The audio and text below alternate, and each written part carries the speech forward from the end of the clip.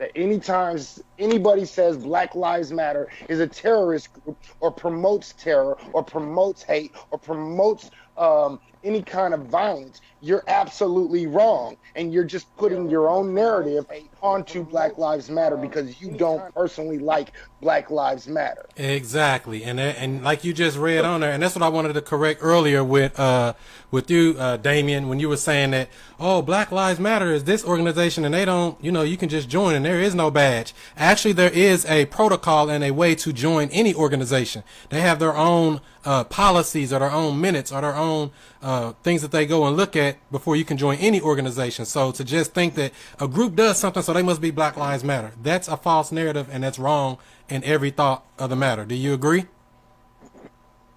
Absolutely. Damien? Yeah, your phone's breaking up real bad. But for those who just joined, my name is Chris Monroe, the student master teacher, Mr. I Stay Woke. We're on the Skype here. We got Izzy, we got Truth Raider, and we got Tony on here, and we're just Skyping it up, talking about the news of the week, news of the year, news of your life, and chopping it up with some good commentary. If you want to add in, you can Skype in at ChrisMonroeSTL. Please turn on your camera, and we'll get you in just like that. So, did you hear what I said, Damien? The only thing I would say about the Black Lives Matter piece is you can't, a website's great. I could make a website today and say, like, really peaceful things and be all happy, right? But Black Lives Matter is judged by their actions, not by their words. But that's what I'm saying. That's what I'd offer up to you is. I didn't mention anything about a website. The things that I'm talking about Izzy. Oh, okay, go ahead. Izzy just read off the Black Lives Matter, basically what they stand for.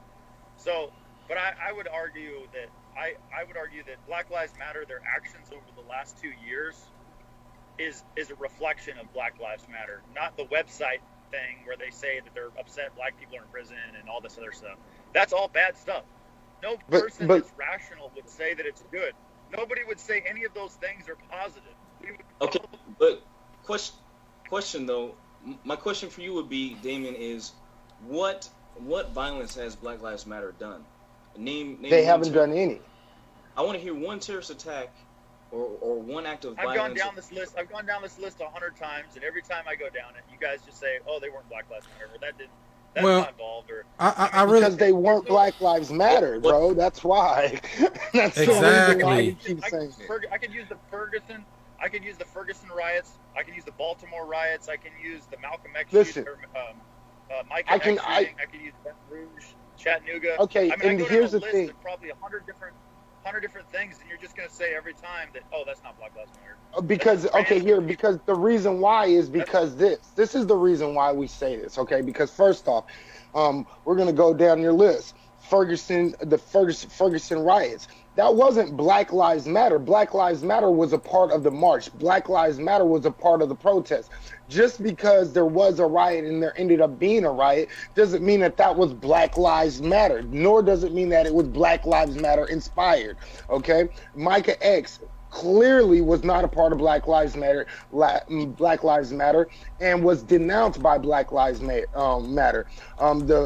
The guy in Louisiana, Baton Rouge, Louisiana, he supported Black Lives Matter, but he was not a part of Black Lives Matter. Because he supported Black Lives Matter doesn't make him Black Lives Matter. Therefore, that's not Black Lives Matter. Any kind of riot that happens with Black Lives Matter does not mean that they are Black Lives Matter. It just means that they're part of the protest, and there's other people around that don't have the same mind of being peaceful, and they go out there and riot. So I want to make sure that you guys understand that just because Black Lives Matter might be a part of a protest, might be a part of something that is going on, does not mean that they are instigating the violence, nor are they instigating any of the riots, shooting, killings, or anything else of anybody else. That is a false narrative, and you cannot go around saying that, oh, just because they were part of a protest means that everybody there was Black Lives Matter. That's not what it is. Not every black person is part of Black Lives Matter. Exactly. They're not part of every. That's not what I argue. I argue the actions and events that Black Lives Yeah, but Matter the actions are not conducted by Black Lives people Matter, or the- Black Lives Matter event makers. I don't even care if they're like an Asian Black Lives Matter person, a white, a black person. It doesn't matter what color of skin they are. The organization Black Lives Matter is instigating these acts. They're the ones instigating all the riots. They're the ones supporting all these people that are doing bad things. That's the problem. I have a problem with the organization. It's not about the color. But why would you have a problem with an Anybody- organization that has never did anything? Go ahead, Tony. I just told you like instances where they did stuff, but you say it's not Black Lives Matter, even though it's at a Black Lives Matter riot. Like that. I mean, Okay, I don't know how to but explain it when it's. Okay, but the original thing was I said nobody was killed. Okay, now Izzy was defending it totally, saying basically they haven't really done anything wrong. I wouldn't say that they're perfect. I would say there are some people that were representing BLM that were calling for the death of police, calling them pigs, saying kill those pigs and shit like that. And in my opinion, from my perspective, it's very understandable. However, I wouldn't say to kill anybody. I've said that on my scopes many times for years. I've done scopes to bring unity between black people, white people, every race of people, as far as I'm concerned. But the other thing is, you have to understand from a black person's point of view, people like Trayvon Martin, which is I'm pretty sure why BLM was created anyway. If you go on their website, it was in response of what happened between George Zimmerman and Trayvon Martin that they were founded. And so black folks, what we're saying in that, and why it's hard, and why we're saying it is because we're being killed, we're being murdered, and we're doing what's right. We're just minding our damn business. And it seems to me there's a lot of white people that don't get that, and they're so quick to demonize a group that's just trying to support its own people and their human rights. And so that's why it's doubly offensive when black folks hear white folks bashing BLM, because all we're trying to do is defend ourselves as people that just want to have human rights and be respected as a person. So why are there so many people of a certain color that want to demonize BLM, trying to protect it, when they go on and say that it's the same thing as the KKK, and nobody's been murdered? You guys haven't led none. They have murdered people, but you guys just refuse to agree with me. Like let's say you just said there was 5 instances where BLM people killed people. At least you're admitting that it happens, but you won't even admit if a BLM person kills somebody. Nobody will admit it. You won't admit it. You won't admit that it happened. So Xavier Johnson even had it. Baton Rouge. The Baton Rouge cop killings. They were Black Lives Matter supporters. They were not just a black guy. It was a Black Lives Matter supporter that killed cops. He said he wasn't. Yeah, exactly. He specifically told you he wasn't. I'll tell you what. Here's the thing. Like, this is what happens every single time. Like, every time it happens, they say, "Oh, I wasn't." Where is this information at? Where is the police report that says that the person didn't support the Black Lives Matter movement? Like with the kidnapping up in Chicago. I would love. He said it in a video. I would love one time to see evidence of a person committing a crime in the name of Black Lives Matter. Exactly, because you won't find any. Exactly, because there's no evidence to show that they didn't support the movement. Like you guys always. There's no evidence to show that they did support the movement. Every single time you guys say, well, they said they didn't support Black Lives Matter. Every single incident. But see, this is the thing, Damien. There's no proof of that. There's no proof of that. See, the problem is, remember, I just brought this to you in specifics. I said the thing that just happened in Chicago, I said was that Black Lives Matter that did that. You said, well, it was inspired, but the day it happened, you was all on it. Yeah, Black Lives Matter. They did this. Black Lives Matter. You was all on it. You was all in for Black Lives Matter. They took this little white guy and cut his scalp. They did it all to him. That's what you said. Because of the rhetoric in the video that they put But it doesn't matter what rhetoric. They didn't even mention Black Lives Matter. They not once in that whole video. See, this is that bullshit. You're trying to turn it around. Now listen, not once in that video did they ever say we're Black Lives Matter, nor did they ever say Black Lives Matter. We support Black. They didn't never say that. They said fuck Trump and fuck white people. There's a complete and utter difference, bro. That's number one. Right. And number two, see, the thing is, bro, is you're keeping on saying, well, how are they if they're support if they are like. If they support Black Lives Matter in some way, that makes them Black Lives Matter. Let me make this perfectly clear. You can support something and not be a part of something. Facts. Okay? just that doesn't mean that Black Lives Matter did this. Okay, the only one thing that white people or anybody that doesn't like Black Lives Matter can ever point to that's a valid argument is that Black Lives Matter stood on a freeway and said, pigs in a blanket, kill them like bacon. Okay, and that's it. You know what I mean? That's it. That's the only thing they can do.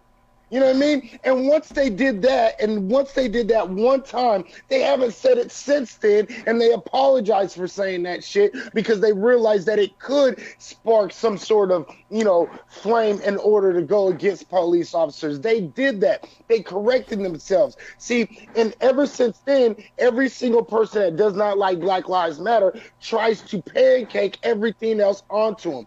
And the thing that I keep on trying to tell you, Damien, is Xavier on video said he is not a part of Black Lives Matter on video. Yeah. Okay, it was on YouTube before. I don't know if they took it down or not, but I'm almost sure they took it down. Mike X in his letter said he is not a part of Black Lives Matter.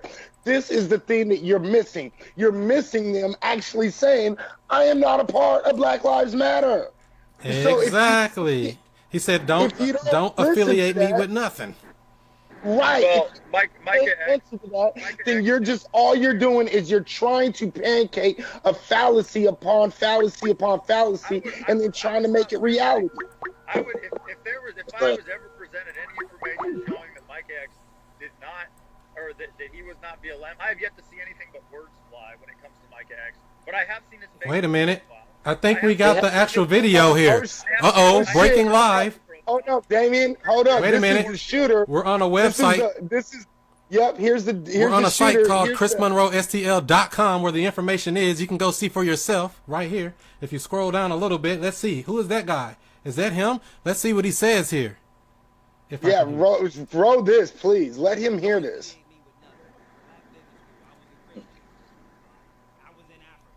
If you can hear it. Yeah, we can't hear it. Oh, well, you can't hear it.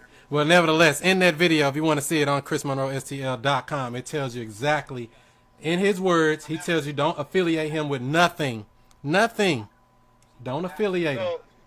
So again, my point is, on his Facebook page, he has all kinds of posts supporting Black Lives Matter on his Facebook page, which I don't know when the letter's written because I can't see what you're showing, but I don't even know what letter. It's not a letter, it's a video. It's a video telling them. It's a video, it's an actual video. I know, but I don't know the time when he did the video. He did it right before he went and did what he did. Well, then that makes sense that he would have done that to protect the Black Lives Matter movement. That's the perfect reason. Why would you? Of course he would do that. Damien, it was coordinated. My question is this, dude. Why are there so many white people that want to make Black Lives Matter as bad as the KKK? Because, why is it? Because it's like, we want Black you Lives feel good Matter. about having KKK. We want Black Lives Matter to acknowledge the problem and not blame the problem. Black Lives Matter blames an entire race of people in America for every problem that's gone wrong to the black person. Absolutely not. We want black people. We want the Black Lives Matter and black people in America to realize that if we don't work together, we won't solve the problem. You can't just blame white people and say white supremacy is the problem for every problem that ever happened to black people. In this 1960s, there's proof and backing for it. Is that what you're trying to do today? Every problem for white people, blame it on Black Lives Matter? Is Black Lives Matter fault? Or are you trying to reverse it on this? What's white supremacy mean? That's white supremacy is a system that is built upon white. White supremacy is a system that is built on making sure that white folks have privilege over everybody else, and that is apparently evident. That is very evident by the laws that were put in place since the beginning of this country. So, 50 years ago, I'd agreed. 50 years in the 60s, I would have agreed with you, and I would have even been willing to march and all that shit. But 50 years later, it's not the case. That's my argument. So you telling me that white supremacy does not exist in America or anywhere on the planet Earth with a straight face? Not in 2017. No, back in the. You are wrong. Wow. Yeah, he's so. What's going on, everyone? I just want to say a few more things, and I'm gonna let y'all go. Yeah, we got Ngozi on here. Go ahead and drop some jewels on them. Let them know what's on your mind, sister. You know what's funny? How I'm hearing this gentleman talk about Black Lives Matter, and he's trying to equate every crime now that a black person does with Black Lives Matter, oh, it's a terrorist group. But check this out. Black Lives Matter would not have came about if white people wasn't freaking killing us and getting away with it. How about that? So that duality, y'all created Black Lives Matter, sweetie. That's what y'all did. You got George Zimmerman that freaking killed that boy. He had no reason to kill that boy. Do you know that man is still terrorizing people? That man that's alive that y'all thought was so innocent, and he had the right to kill a young man with a hoodie and some Skittles and a tea. Well, He's walking around here still committing like crimes. this. Still committing crimes, in and out of jail. Not to mention, excuse me, let me finish. I'll be done in a minute. Let me just handle this. Not only that, I'm listening to you talk about white supremacy. Man, you must be still stuck in a rut. Your head must be in a freaking sand or something. Because white supremacy, you know what? You know why you don't see it? Because you're the benefactor of it. Exactly. Period. Right. That is why. Now, don't get it twisted. I'm upset to see black people doing what they did to that young man. I do not agree with what they did. However, that had nothing to do with Black Lives Matter. You had freaking, who is it? The Black Panthers. Y'all called them a terrorist group. Martin Luther King, at one time, y'all tried to make him look like he was a terrorist. And this man was a peaceful protester, and people were still beating him on the head and being incensed because he wouldn't even, they wouldn't move. They would just sit there. They would just stand there. They would march peacefully. And what would white people do? They would go, and they would hit them, spit on them, beat on them, shoot them, sick dogs on them, put water on them, all this stuff. But see, I know why most of the white people dialogue today is, oh, it's a Black Lives Matter movement and they're terrorists, because they already knew when we came together for the Black Lives Matters movement, they knew we had something on them this time. They knew it. So what they do, they put fear in y'all. Well, y'all came with dialogue, and then some black folks are also talking the same mess because they don't know. They still sleep. But the thing is that you have to understand, sir, your argument is that's how you feel. Okay, I'll give you that. But let me tell you something. At this point in the game, sir, one day you're going to wish you had a Black Lives Matter that actually stood for your rights. Real talk. Real talk. Black Lives Matter means also, it means too. It doesn't mean we're the only ones that feel like we're the only ones that need to be supreme over y'all. That's not what it's about. So I'm just tired of y'all walking around talking this stuff and going on and saying all these things because you feel like being personally attacked. Really? Do you know how it feels to freaking walk in a store and somebody look at you and actually see someone behind you that is not black and say, "Can I help you?" In this day and age, bruh, real talk. I had that happen to me yesterday. I'm standing there with more money than this person behind me. That has nothing so do you understand the magnitude? What does it have to do with white people in 2017? Like what? Because what is it? What if the store clerk's Asian? White people are doing it. That's what it has. White people are doing it, sir. White people are doing it. What if white the people store is Hispanic? Is that Hispanic supremacy? Is that Asian supremacy? No. No, there's no such thing as none of that shit in America, bro. Because see, no, listen. White people, first off, white people have never taken accountability or responsibility for anything they've done throughout history. Never. No, you have not. No, you have not. You know what I mean? Like, stop it. That's a bunch of bull. Damien, you know that's a bunch of bull. So, no, check this out. Look. Let me ask you a question, Izzy. Let me ask you a question. What's up? What do they call the KKK? What do white people call the KKK? They call them a group of people. They call them.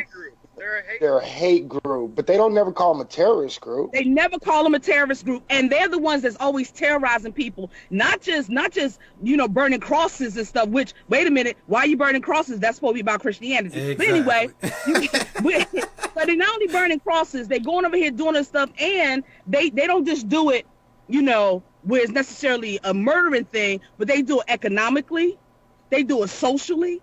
You know what I'm saying? But yet no one sits there, not one KKK, I bet you the amount of money, they don't have anybody, sneaking and infiltrating the KKK like they do anything black related. Trust me when I tell you. That's real shit. Hey, but see, the thing is they also don't call KKK a terrorist group, even though if you look up the definition of terrorism, that's basically what they did. They lynched over 3,400 people, which was white and black folks who tried to help black folks, and they killed black folks. You know what I mean? They've throughout time, they've done nothing but just constantly speak nothing but rhetoric and just bull about, you know, Jews and Muslims and black folks and Hispanic folks, and they call them nothing but names, but yet nobody wants to call them a terrorist group. Nobody wants to call Dylann Roof a terrorist. Okay, Dylann Roof was a terrorist. Period. There is no more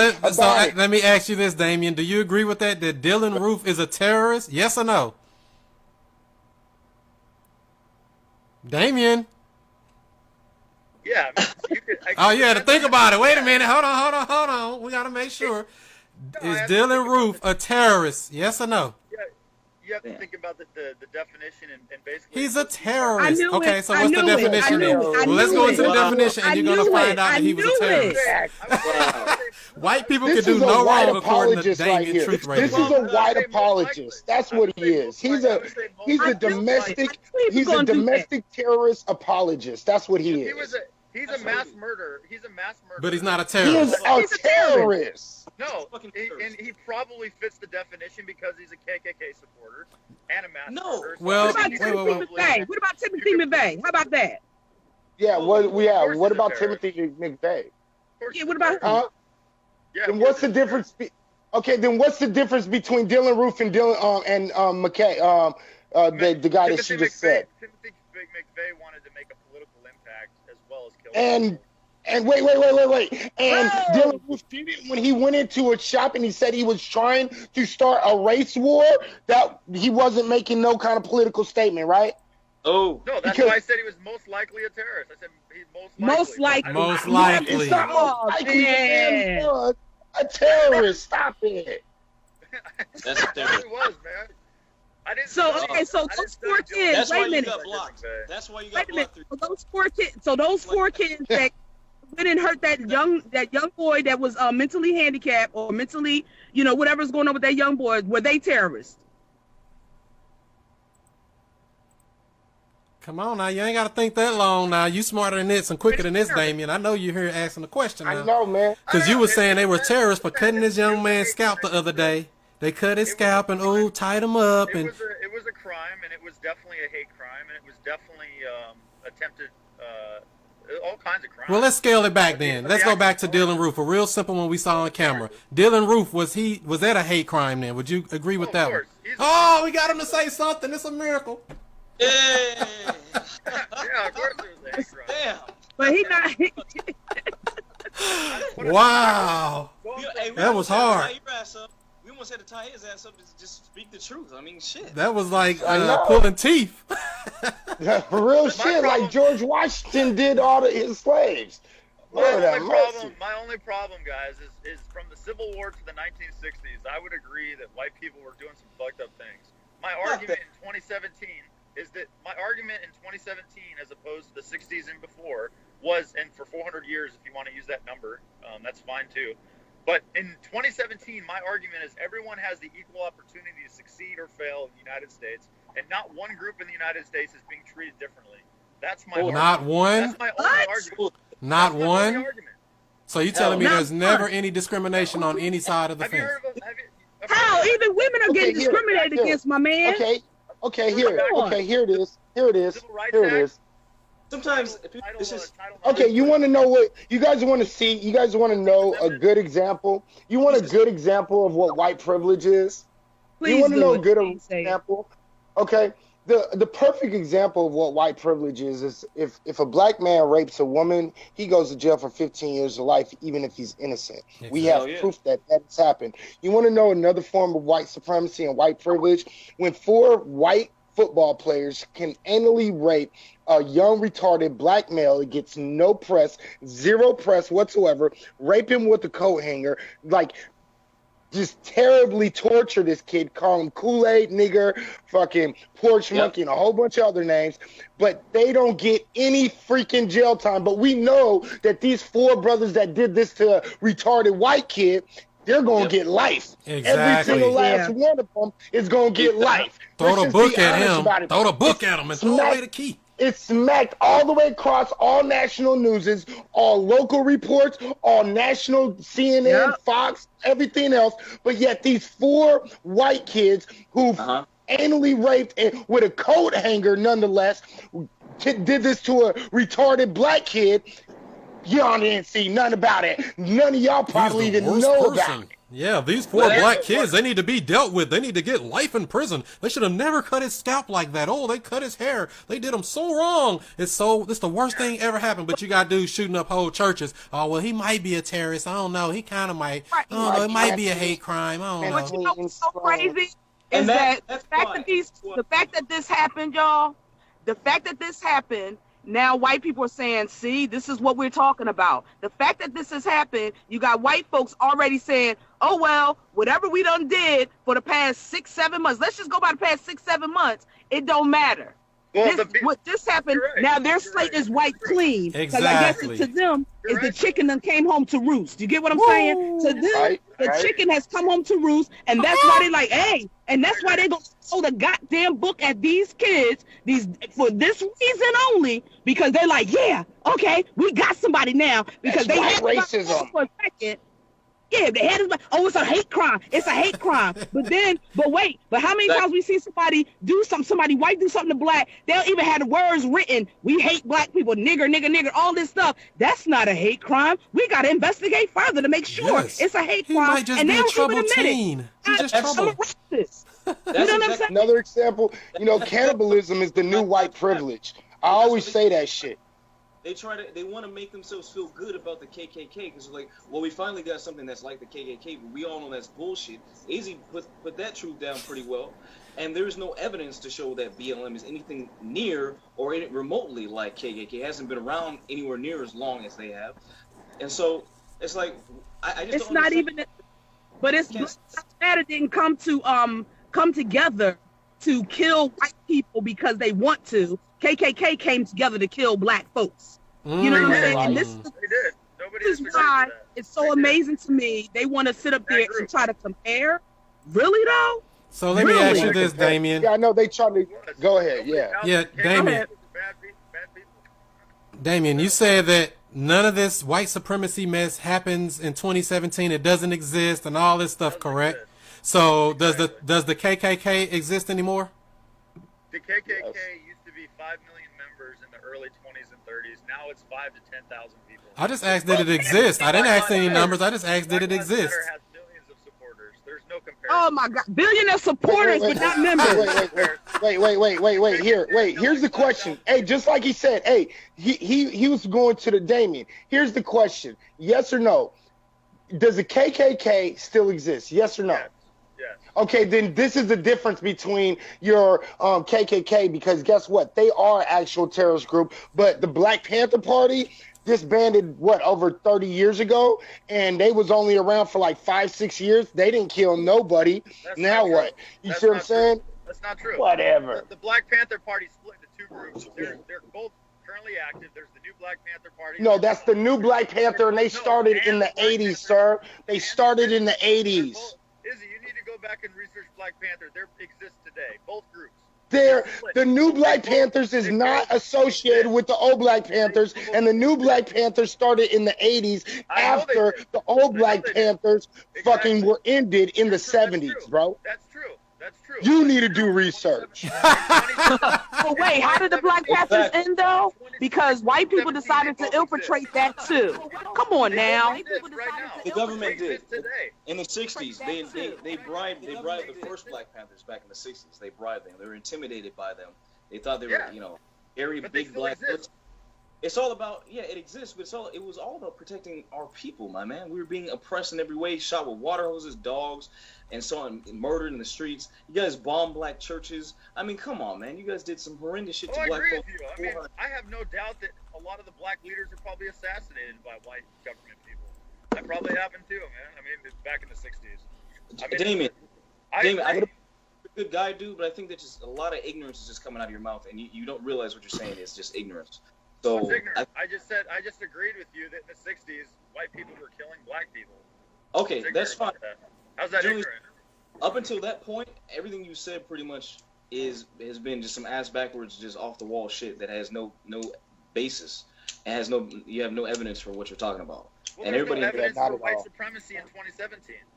Wait a minute! I just showed you white privilege and white supremacy, dude. Not only the new white privilege is cannibalism, bro. Look, you had a black man that was eating the face off of a white man that survived, and he was shot dead in Florida. But then you have a white boy off of the same drug, Flocka, okay, killed 2 people and was eating one of them motherfuckers, and he's still alive. And guess what? They're actually pleading him to be mentally unfit, and he was on a drug, and they're giving him a whole bunch of reasons, and that man will probably be out off of a manslaughter beef, because an involuntary manslaughter beef. So you're mad because a black dude eating the white guy's face off got shot? No, I'm just pointing out the difference between how black folks is treated and how white folks is treated. That's what I'm doing. The cop made an on-the-spot decision to shoot somebody eating another dude's face off, man. Okay, wait, hold up. I'm gonna break that whole.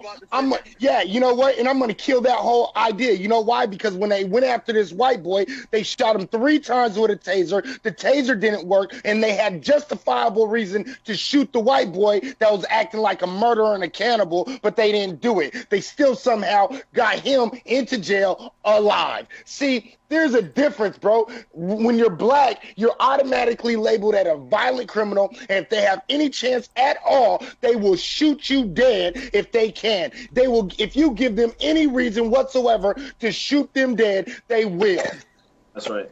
And that has been happening since the end of slavery. That was when they first demonized black people as dangerous, as criminals, as everything that they portray us as in the media today. Big testosterone filled, scary black men that are out to get you. You know, you better grab your shotgun and hide behind your hubby kind of bullshit, because the black dude's angry right now because we've been treating them like shit, so it's gonna come back on us kind of bullshit. That happened right after. I agree with you, and I'm not arguing that there's not cops out there that have a bias. You know, I agree. But that is the actual definition of white supremacy. You're saying that it don't happen, but the cops are the front line.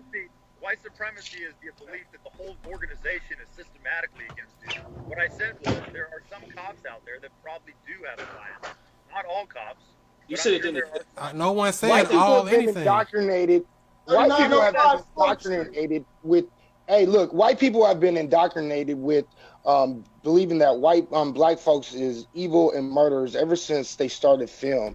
And if you don't understand this, what you need to do is you need to go back and go watch a movie called Birth of a Nation. It's a 3-hour-long silent film that was made by white people to make black folks look like they were absolute animals, evil. They were out to rape and pillage and kill every single white woman and white man in this country and a whole bunch of other shit. And you have been indoctrinated since that day all the way until today to believe that black people are just strictly more violent when that's absolutely untrue. You see what I'm saying? See, the thing is you have black men that are paraded across news slots all the way across the country. That makes you think that black people are naturally more violent, which is absolutely unfucking true, because white people commit more crimes and they're more violent than black folks are, period. You can try to blame that on ratio, but that's absolutely untrue, because there's white people that go around shooting up theaters, schools, and a whole bunch of other crap, mass murdering people by the dozens, just so they can, say white people is the best people alive. This has been since the beginning of this country, since the inception of this country. So, let's just end all this. Well, how do you think about people that represent, like for the Chicago people? You watched that video. What do you think about 2159 North 8th Street. What do you think about those 4 individuals on a personal level, their behavior and manner? They're animals. They're animals. Right. But what makes them? Where did they get that? Where did they get that? Did they get 1919 North Marshall. Did they get it from Wow. school? Did they get it from school? Wow. Did they get it from their parents? Like, who taught them to behave like that? Wow. Their culture I mean, is the problem. okay. The culture of gangs and violence. It's a problem with white people too. White people want to be gangbangers too, and Hispanics and all different groups. It's the culture. You know the biggest gang in the world? Who knows the biggest gang in the world? The United States military. Not counting the military, not counting the police. Who is the biggest gang in the world? I bet you guys are going to be surprised with this, and you can look this up too. Who's the biggest gang in the world? The biggest gang, the Illuminatis. No, I don't know. There are white. The biggest gang in the world is the Hells Angels. It is not MS-13. It is not the Crips. It's not the Blood. It is the Hells Angels. They have chapters all over the world. That is the biggest gang. And guess who the Hells Angels are? White folks. They don't even allow black folks in their gang. Ooh. Okay? So, like, miss me with all the bull that people want to sit here and talk about how, you know, black people are in gangs and all this. So what? White people are too. What's your point? Izzy, actually, I'll give that to you, man. That's actually a good point. Man. Dropping bombs. Izzy dropping bombs. I can't dispute Hell's Angels because I've researched them, man. That's a good one to talking point. And that's a common misconception that there are no white gangbangers. There's no white crime. And I mention this on my scope as much as possible because it's never been said on media ever in my entire years of living. Have I ever heard somebody say white on white crime? Even though it exists at a high rate, at about 84%, is white on white crime. They never mention that. Now, I want to talk about the 13% committing 50% of the crime bullshit. And I'll tell you why that's bullshit. Pew Research has shown the reason why there is this misconception of only a few amount of black people that are in the U.S., 13%, committing half of the crimes is, number one, many of the crimes of white people go unreported because of the color of their skin. Many crimes that black people do, they go to jail for, where white people don't go to jail for, okay, which is like having weed possession, and they're in prison with, you know, dudes that are murderers, rapists, you know, everything else like that. And so you see that a lot of this crime really has nothing to do with what black folks are doing. It's just because of the color of their skin, they're being pulled over, stop and frisk, and so on and so on. That's why there's such high crime rates amongst black people.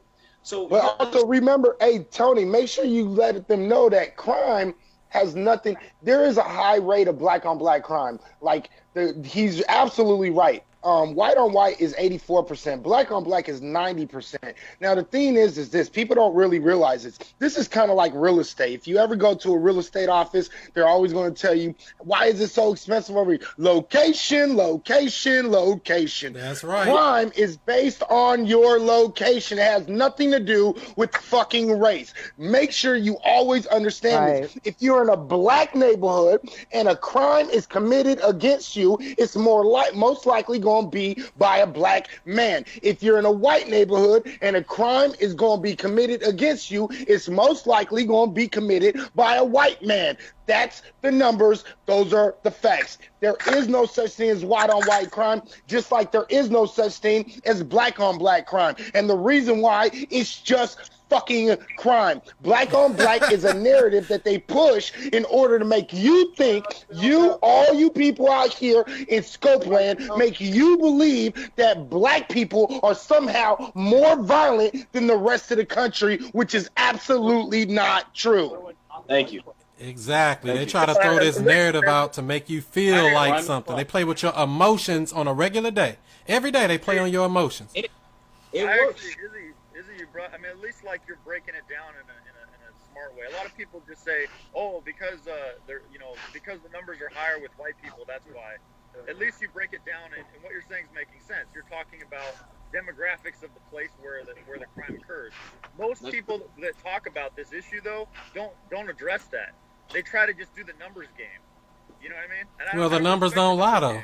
The numbers tell you everything. They play the numbers game, but they refute the fact that there's 500% more white people. So if you want to play numbers, you can dance around for hours. But what Izzy said actually makes sense. It depends on who's living in the place where the crime occurs. That's at least that's an intelligent way to address the statistics. You know what I mean? Yeah, you're right. I respect that. I respect that. And Damien, they're asking for you to turn on your camera, and if you can too, Tony. If anybody else wants to join in, you feel free to call in at ChrisMonroeSTL right there on Skype. For those who just joined, I am Chris Monroe, the student master teacher, Mr. I Stay Woke. I bring the news and the information to you, and we're doing this quadruple, five-tuple, whatever the next word is, Skype. We got Ngozi on here. We got Tony. We got Truth Raider Damien on here. We got Brother Izzy dropping knowledge bombs. And if you want to join in on the conversation, feel free to go ahead and do that. And we just chopping it up on the stuff that's been going on. Now, Damien, I did want to make sure we got this down on the record here. You said that these people in Chicago that did this thing, they were terrorists and they were so bad and everything's bad for cutting his head when they was cutting his hair. But you were very, very slow to come back and say that, you know what, this guy, Dylann Roof, is a complete terrorist, a complete hate crime, everything's bad, but we got to look at the definition on that. Why is that? Why we got to look at the definition on certain things, but then on other things we can selectively say that, oh, well, it just sounds like this, and, taking a position that really don't know. Why is that? Because in my opinion, you have to look at each case on a case-by-case situation. I can't just blanket say that every time a white person does a crime, it's one way, and same with black people. So I look at the incident. I watched the video, and I do analysis on Roof, and based on that, I come to my own personal opinion. And there's nothing wrong with that. So if you can't go ahead and just do a blanket thing when it comes to white people, why do you do a blanket thing and throw everything on black people with Black Lives Matter? I don't. Exactly. I call certain issues Black Lives Matter inspired, but I'd say 99% of black crime is just because of a crime. It has nothing to do with BLM. I only talk. Wait a minute, he just switched that up, didn't he? Yeah, real quick. I only talk. He switched that up real quick. You gave him the dialogue. You gave him the dialogue, man. I can't let you slide with that, bro. You wasn't saying that earlier. Yeah. All right, you wasn't saying that earlier, man. Yeah, but don't do that. Be real. I've never once said every black crime was BLM. I've never done that. I've never said that. Well, I said that the event in Chicago was BLM inspired. Okay, so if a police slams somebody on the ground, shoots a dude, chokes a dude out like Eric Garner, we can call that white supremacy inspired, correct? I can call that police abuse of power and murder if they kill the guy. I mean, white supremacy inspired. Wouldn't that be supremacy. KKK inspired. KKK inspired. I mean, you put in the word inspired. If you throw inspired on it, it sounds good. Put a little salt on, a little pepper on it, feel better now. You can call it a hate crime. If a guy did it because the guy's black, then it's a hate crime. I mean, I would have no problem with a cop being charged with a hate crime. Damien, can we look at? Go ahead, Tony. Said, man, we look at the facts. And by the way, can you guys see me now? I thought I had my camera on already. We just got a photo. Your camera isn't on yet. Okay. Well, anyway, the point I was going to say was, the facts say, and this is from the FBI statistics. Okay, they've said that there's been over 1,000 cases of white supremacists in the police force in the United States. Okay, in the 1990s in LA, there were cases of police terrorizing, and the words they used was terrorizing black neighborhoods, and they KKK members with a badge going specifically to terrorize black neighborhoods. This stuff is not reported on the news. I don't remember being able to find much of this stuff. It's hard to find this stuff. It's like on smaller websites. This is what happened, and they've been doing this stuff for a long time, man. For a long time. This is what happened most likely with Brown, with Freddie Gray. Well, maybe not Freddie Gray, but many of the shootings that have been going on. So you have to understand, the KKK has been part of the police force. They're actually white people. Rage Against the Machine has a song, and they say in there, some of those that work forces are the same that burn crosses. All right, this is from an old album, and they're keeping it real, man. So you got to understand, this is amongst white people. But the problem is that there are too many white people that are a little ignorant about what's going on because they have these lenses where they can't see from our perspective because they're not being the ones that are being victimized. Now, I'm not going to say black people are victims because I don't think Izzy's a victim. I know I'm not a victim. I don't look at myself as a victim, but you're still being victimized. And I think there's a difference between being victimized and being a victim. Absolutely. Exactly. So let's say we agree that 1,000 cops are racist and bad people. Okay, we don't know who they are. Let's say there's 1,000. There's like 1 million officers in the United States. So that's 1,000 out of 1 million. So when you do the statistical probability of running, there's 700,000 police officers in this country. And if they, there's 1,000 police officers and 1,000 that are bad guys. Well, first of all, they should be screened and probably kicked off the force. That's probably number two. The statistical probability you run into one is so low, it's unbelievable. because you first have to stopped doing a crime. That's like step one. Is you're Wrong. committing a crime. Wrong. That's wrong. That's the Yeah, reality. that's totally wrong. That's wrong. That's the truth. That's the truth. If you commit a No, it's if you not. commit No, a it's crime- not. If you don't commit a crime, you're not going to be bothered by the police.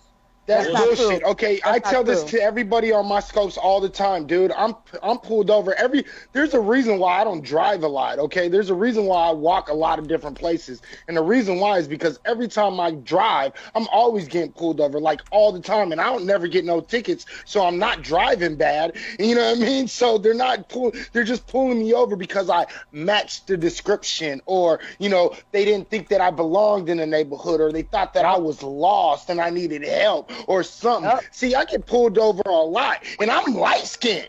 Okay, I'm a light skinned ass brother. Like, if this was happening, if this is happening to me, I can only imagine what's happening to my darker skinned brothers and sisters out there. Are you serious? Right. And I get pulled over a lot too. Like, I really do. And it's crazy because I know where I get pulled over, broad daylight, doing everything is good. I know they check my tags, everything's 100%, and they want to know where I'm going, who I'm going with. Oh, and they've even asked personal questions they shouldn't be asking. Okay, but I answer them because guess what? I don't want to end up in a body bag, because the first thing people are going to say, well, she should have answered the questions. She should have did this. You know what I'm saying? One guy was asking, well, are you going to see your husband? And I'm looking at him like, what was the purpose of that question? Right. You know what I'm saying? Like, what is the purpose? What's up, French guy? real talk. We got So French guy joining in here. French guy came in. I guess he's going to drop some knowledge on us. Go ahead, French guy. Tell him what's on your mind. I really don't have a lot of knowledge to drop. I just got some questions. I find it interesting. So this is really a question for the other three people on here. And Izzy, if you want to go ahead and chime in, I'm kind of curious to hear what you have to say. So, people can have all types of positions. I'm fine with them, but it's all about ideological or ideological consistency. So I don't believe, at least at this point in time, that Black Lives Matter or any of their individual supporters are really responsible in any way, shape, or form for how those 4 kids acted in Chicago, at least right now. It could be proven that at a later time, these guys are going to come out and say, well, yeah, Black Lives Matter inspired me. That's possible, but I don't see that. So here's my question. When it comes to Donald Trump himself, the liberal media, and a lot of people remember hearing this in some way, shape, or form, how the liberal media was saying that Donald Trump caused hate crimes or inspired hate crimes, or inspired, violence at his rallies. So I want to ask everyone here, was Donald Trump responsible for all of that? I'm just curious first. I don't think Donald Trump was responsible. I think what Donald Trump did was he made it okay for people to start speaking more in this fashion of the white supremacy type fashion. I believe when he made the comments about the Mexicans and how they're, he kind of opened the door for people to show their true feelings more. I don't think he inspired hate crimes, okay? But I think that he made a lot of white folks out there feel like it was okay to verbalize what they believe, and that verbalization of what they believe turned into action. Okay, so I don't think it was. You see what I'm saying? There's a slight difference. There is an in between that you're saying that Donald Trump inspired people to think in such a way, which inspired people to act. No, not to think. No, not to think. To bring out again, because see, the thing is a lot of people don't seem to understand that racism never died, white supremacy never died, white privilege never died, none of these things ever died. They just got suppressed because we went through, like the 90s era, the 90s and the early 2000s of this PC shit, where it was, not PC correct to verbalize things that you felt. You see what I'm saying? So I believe that he made it okay for them to literally open their mouth again, not to what they say or how they believe or anything. I think he gave them the feeling that they can speak up and say what they wanted to say again. That's okay? very well I agree possible. with Izzy about that. Izzy's So right let me about ask you this really quickly. So ultimately, in the end, is Donald Trump responsible or not responsible for any of those? I'll be right back. I got you. Whether the fake news ones or the real ones, is he responsible for any of that? No. Okay. Let me say that. Let me say something. Go ahead, You really Ngozi. you can't really compare the Black Lives Matter movement to the Donald Trump situation. Let me tell you why. Because the Black Lives Matter movement is basically trying to get y'all to understand and stop killing us, because we do have lives. We do matter. Because y'all keep showing, time and time again, it's being shown that our lives doesn't matter to anyone. Okay? So Donald Trump and his rhetoric, all he did was stir up the pot for people to go, well, if he can say it, I'ma say it. That's what that happened. Black Lives Matter ain't got nothing to do with somebody decided to say, I'm a part of Black Lives Matter and I'm gonna shoot somebody in the head, because that's not what Black Lives Matter is about. Exactly. It's not about that. The other thing too, if you think about it, we were good for a while. Whites and blacks was so good. We was come by y'all, whatever, 2001. Remember that? Because at that time, white people was using the whole thing about Muslims. Get what I'm saying? They were the ones that freaking hit the towers and everything. So we was all in cahoots with each other for a minute now. We were. Hey, how you doing, sir? How you doing, sir? Hey, this is my brother. Hey, this is my brother. We was all well and good for a long time until Obama got into office. And then all of a sudden you started seeing everybody who real secret is that they don't like black folks. They was like, oh my God, we got a black president. They started getting real scary. You know what I'm saying? My white friends started saying stuff that I didn't even know they even thought that way. Get what I'm saying? So it has nothing to do with, you can't put Donald Trump, you can't put Black Lives Matter movement in the same, you can't compare the two.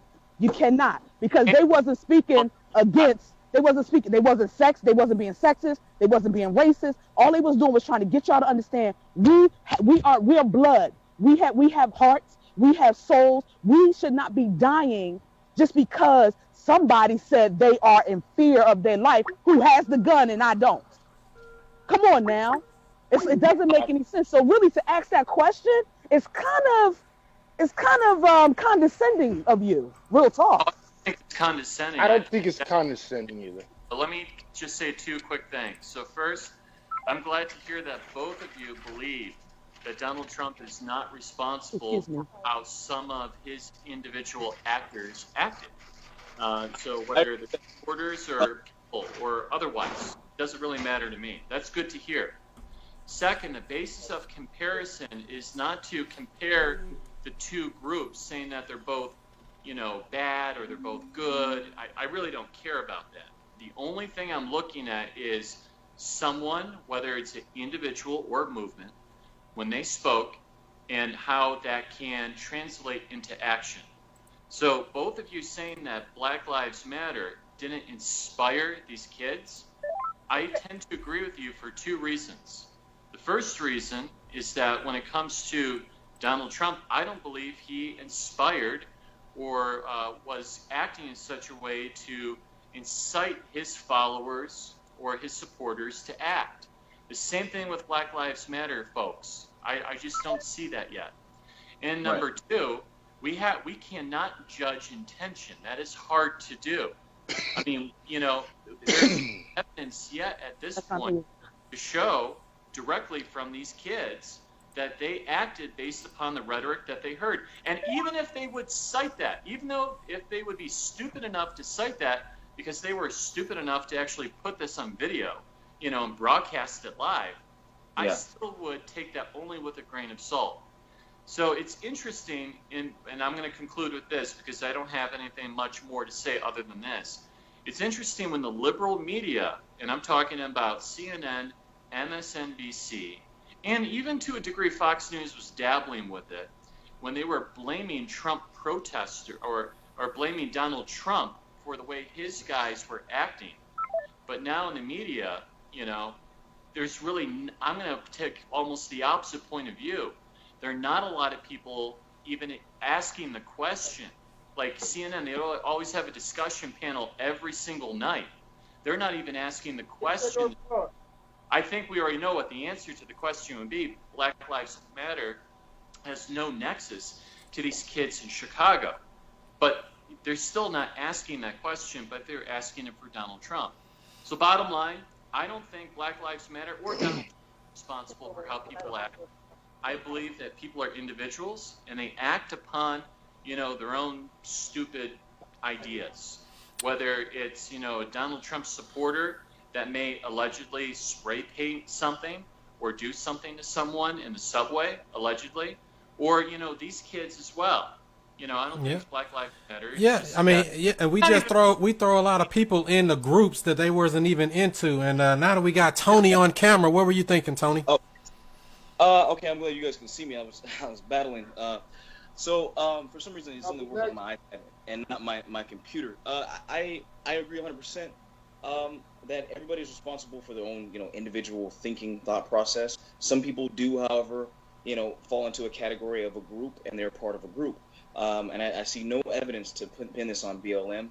I talked about it earlier, brought it up, and I said I think it's, very far-fetched and ridiculous that there are so many people that are very ignorant, that have such loud voices that want to make, again, black people look a certain way.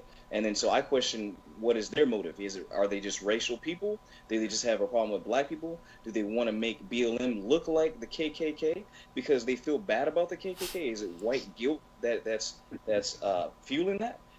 Tony, somebody just called you a racist in the comments. Tony isn't a racist. Far from it. I'm sorry. Go ahead.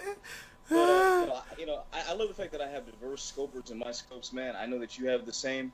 One of my best friends, and I consider him family to this day, his name is Aaron. I grew up with him from the grade 4 to past, till now. I know this guy, and he's white. Both of his parents are white, and he's family to me. Like, if anybody were to mess with him, black, white, that's my family. So I would definitely stick up for him. Mm-hmm.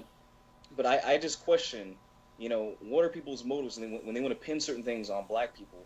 And it seems to me a lot of this goes back to right after slavery, when the black codes came out to try to put black people back into slavery. Mm-hmm. They started calling black people just murderers and rapists, and they did this. They pinned stuff on black folks, and that started right after that time. And that was a lot of the southern states. And the same thing that was happening over 100 years ago is happening today in the media. Labeling black people a certain way, demonizing them. And so there's a lot of white people that grew up with racism that now believe that. They look at they quote this a lot, brother. I'm going to say this, and I'm going to shut up. They quote 13%, 50% of the crime. And I stated earlier why I think there's a disparity. I think there's a problem with that. I think that's not true. And I talked about Pew Research, which is a trusted place for statistics that you can find information about, shows why that is, and why they target black people 3-4 times more than they target white people. And they talk about how white people actually are committing way more crime than black folks are. So that's what they're saying. And Absolutely. brother Izzy, what you thinking? Real quick, I saw one of the comments, somebody in here, another black guy saying that he has white friends. You know what? You know how long black folks have been hearing, I got black friends. You know what I mean? Some of my best friends. You know how many times we've been hearing that? We've been hearing that for like the last 40, 50 years, and y'all sick of it after a year? You better get your fucking skin a little bit thicker. We've been listening to that shit for a long time. Calm your nerves. Are you serious? Right. They getting real crazy. What's on your mind, Ngozi? Nah, and I'm just like, I just wish we just can come up with something better, y'all. I just wish that, unfortunately, I'm sorry to say this, but we got a lot of white folks that decided that they refuse to really believe what's really being put in front of them. I mean, you can damn near stomp somebody in front of them and they'll still figure out a way to twist it as if it didn't happen. And I just wish they would just stop doing that. And that's probably why a lot of times when we get, because we how we talk, we're passionate people. Shoot, we dance passionately. You know what I'm saying? We do everything passionately. And then when we come and we're like, I don't freaking believe you just said that. It's a whole nother level. And then all of a sudden it's being, well, this is this and this and this and this. And I'm sitting there listening to, why can't y'all just see? Why is it that y'all don't even pay attention? Oh, it ain't happened to you yet. That's why. Now, that's why. And there are lenses. And there are. We all have lenses. I talked about. I was having this conversation with a family member last night. And I said, you have pink glasses, I have blue glasses. Men and women have totally different perspectives and could be arguing about the same damn thing, and they're saying it a different way, but they can't see it. And the same thing I think applies, and use that as an analogy, with white folks. They cannot see it from our perspective because they're not the people being victimized by the system, by racism, and so on and so on. So when we're describing one thing, they say, well, it's this. And we're like, how the hell can you say that? And we're emphatic about it because we're the ones that were being victimized in that area. So that's why we say, damn, you can't see that, bro? I mean, some white folks can see it, and I'm happy that they can, but others, they really can't. And I know they're not trying to be intentionally harmful or hurtful, but they really just cannot see it. And I come to that realization. And I feel that. I mean, I get what you're saying on that, and I totally agree. However, we always manage to see theirs. We always manage to see theirs. We really do. Token white guy, I suppose, and not the token black guy. But let me tell you that, being married myself, it's the same way when you're married. Hey, she'll see something one way, you'll see something in another. And I believe that. I don't have, black skin. I don't know, and certainly am not familiar with everything that, a lot of African Americans have to go through. But at the same time, I would also argue the reverse is true. And some people, it doesn't matter what your skin color is, they can try to empathize, not sympathize, but empathize, and try to walk in the shoes of the other person and try to investigate. And I think both sides need to do that. Right. And that's what I agree with that. I definitely agree with the French guy because French makes a good point, but I just really, one day, it would be really fun. Back in the day, there was a show called Black and White. I don't know how many people are old enough in order to remember this show. This show was a long time ago where they had white people and they face painted them and they turned them white. And then they had black folks and they face painted, they had white folks, they turned them black, and they had white folks and they turned them, they made white people black and black people white. And they wanted to be, you remember that show? Okay. So the thing is about it is, I wish there was more shows like that, because even that show, for a short amount of time that it was on, they started understanding. There was a couple of people that actually started to understand that. And a lot of people don't really understand. I think French would probably have my back when I say this, because he comes from the Bay. Like, black people are targeted, and you can tell by, like, just recently, the San Francisco Police Department was hit with a scandal, a major, major scandal. Like, a whole bunch of their leading top, officers were sending racist texts to each other, and they were saying, yeah, I'm going to put this black guy, I got this nigger, and I got this, and I got that. You know what I mean? It was a big scandal, and I wish you guys would look it up, because when black folks say that we're being targeted, there's ample amounts of proof out there to prove that. Yes. You know what I mean? And that's what I wanted to ask you, French guy. Do you believe that there's a such thing as this white supremacy? Ooh. I don't, but I'm going to sort of maybe from a different perspective. So you got guys like Dane and white nationalists. I'm sorry, somebody got some extra noise or feedback in their background or something. I could barely hear you, French. Yeah, Go we ahead. can't hear. Somebody else is muffling you out. It's not you. All right, go ahead. Oh, all right. Well, Damien, for example, and I wish he were on right now, because I'd love to talk to him on the phone live, but he never wants to talk to me live about this in front of a lot of other people. He is a self-proclaimed white nationalist. Mm-hmm. And if there are other people around, he's like, no, I'm not a white nationalist, I'm a Here's the issue when we take a look at white nationalism. It's dangerous.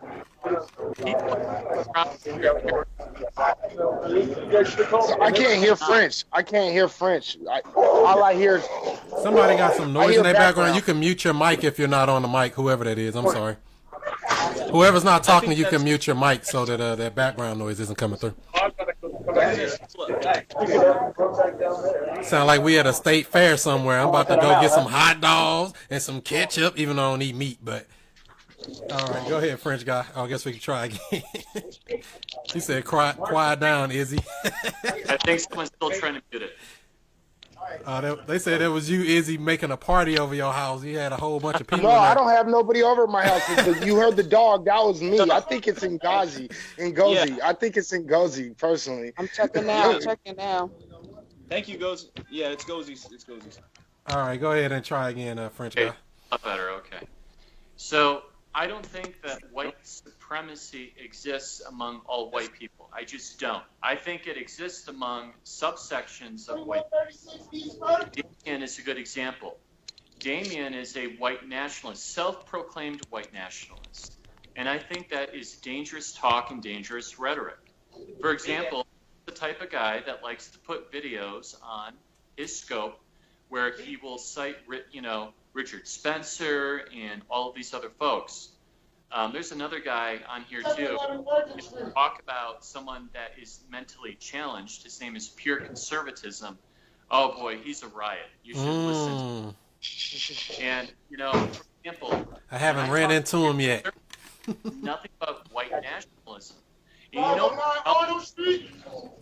you know what I tell them? I say, look, white nationalism, you pushing out this narrative, it makes conservatives like me look bad, and it makes my life terrible. Mm-hmm. It's like people that really know nothing about the conservatism or the conservative movement. The only thing that they may be exposed to is Fox News. Right. And then they come see me, and I was a delegate for Donald Trump, for crying out loud. So they come to me and they think I'm terrible. And it's like, no, hey, those guys give me a bad name. Mm-hmm. But you have people on the left that do the same thing, to people on the left. Some of my best friends, they live in San Francisco, for crying out loud. They're Democrats. I'm not going to go kill them or yell at them or say that they're evil. Right here. So I don't think that white supremacy exists among all white people. I think it's a segment of white people where it does, whether it's explicit or implicit, where they try to hide it in the shadows, which I don't like. Yeah, I wouldn't necessarily say it's all everybody. I don't like to put blankets over everybody, but it does exist. That's what I was trying to make sure, because you heard Damien saying before he got left, he was saying that, oh, yeah, well, it doesn't exist in 2017. It's all in the past. That doesn't happen anymore. And I'm like, that's not true.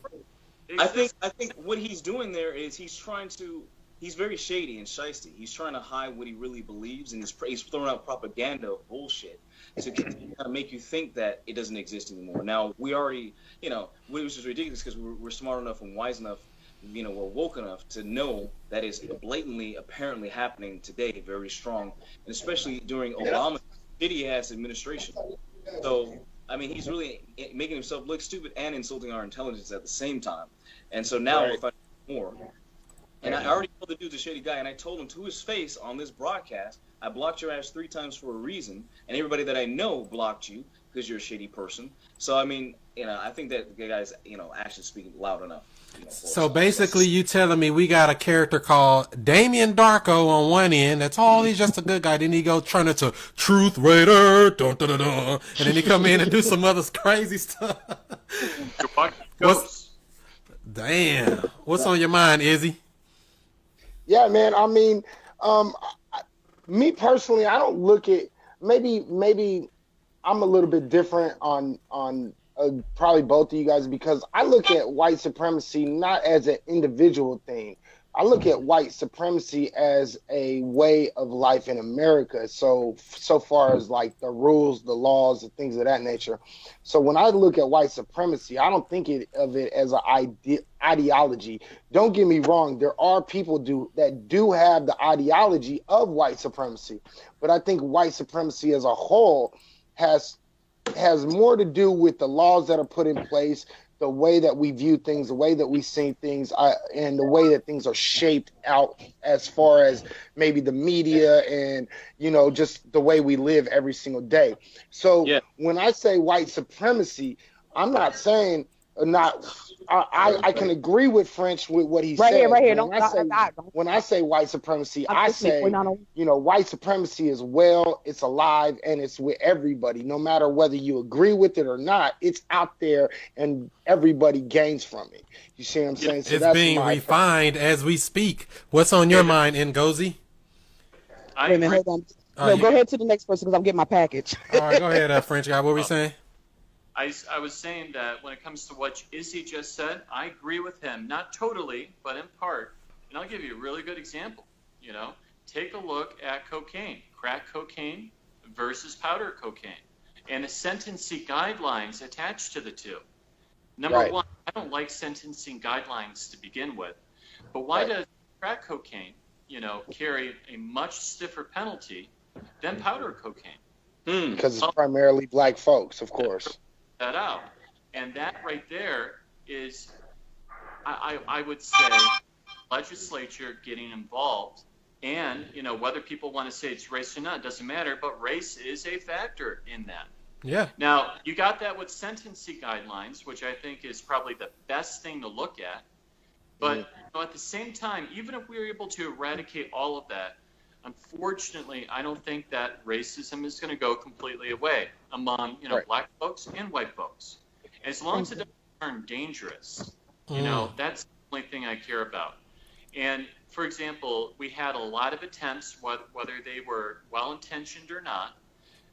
For example, school busing and school integration. I'm not talking about going all the way back when you actually had to have Eisenhower sent in the guard. I'm not even talking about that. But more so the 70s, good portion 70s, where you had districts that had to integrate with busing. That stuff is not going to work. It's just not. Right. Real quick, I don't mean to interrupt you real quick. Someone in the room is an idiot, and they made a comment, and I want to make sure everybody understands that he is absolutely wrong. Crack cocaine is not supercharged cocaine, okay? Crack cocaine is made with baking soda, water, and motherfucking cocaine, okay? It is a base form of cocaine. So it is not supercharged. Please don't say that. Go ahead, Frenchie. I just had to say that. I saw that shit, and it was just like, no way. You don't really believe this shit. Now, real, disclaimer here quickly. I've never used cocaine, never will. But from everything I've read, crack cocaine and powder cocaine, they're the same damn thing. Same substance in a different form. Yes. So why do they carry different penalties? And I have to say that's racism right there. Hillary Clinton calling young black youth super predators. And she just changed her tune because of the election. Now, at the same time, when you take a look at Donald Trump, and I'm going to be ideologically and intellectually consistent here, the Central Park 5, that right there, I think, was racist. Do I think people can change? Yes. And do I know if he has changed completely from that? I don't know yet, but I'm hoping from everything I've heard in the campaign where he wants to help, African-American, Hispanic communities in the urban core areas. I hope it changes. I don't think any of us the Donald Trump presidency is going to look like. We have opinions. We're going to have to wait and see starting January 20th. We'll know in just a few days. The countdown is on. For those who just joined, my name is Chris Monroe, the student master teacher, Mr. I Stay Woke. I bring the news and the information to you, and that's to help you make better decisions in your life. We're on a live Skype. We got Tony. We got French guy. We got Ngozi driving around doing something back there. We got brother Izzy on here. I'm always busy. I know she doing some work over there. And we got who is this that just joined in? Stephen Butler. If you can turn on your camera, we can get you in here as well and see what's on your mind. What were you thinking, Ngozi, now that you're driving? Like I said, everyone on here made valid points, on a lot of the things, and stuff like that. I think for me, my biggest issue was just when I first came in, and the person is no longer here. But I think for me, it was just that whole trying to lump Black Lives Matter with these group of individuals who decide to do something heinous to someone else.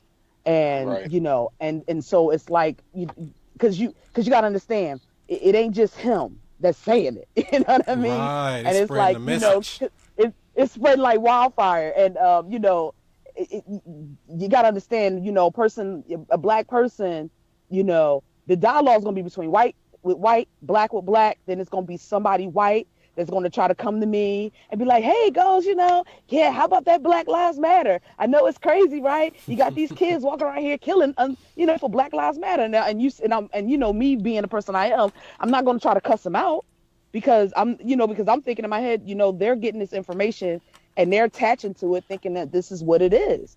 Because all you have to do is hashtag BLM, tragedy in Chicago. You get what I'm saying? And I've been seeing that a lot. And I was like, why is people saying Black Lives Matter? Even I was thinking like, wait a minute, they're trying to say Black Lives Matter did some kind of hurtful crime to someone. Like, what's going on? And here it is. It ain't had nothing to do with them.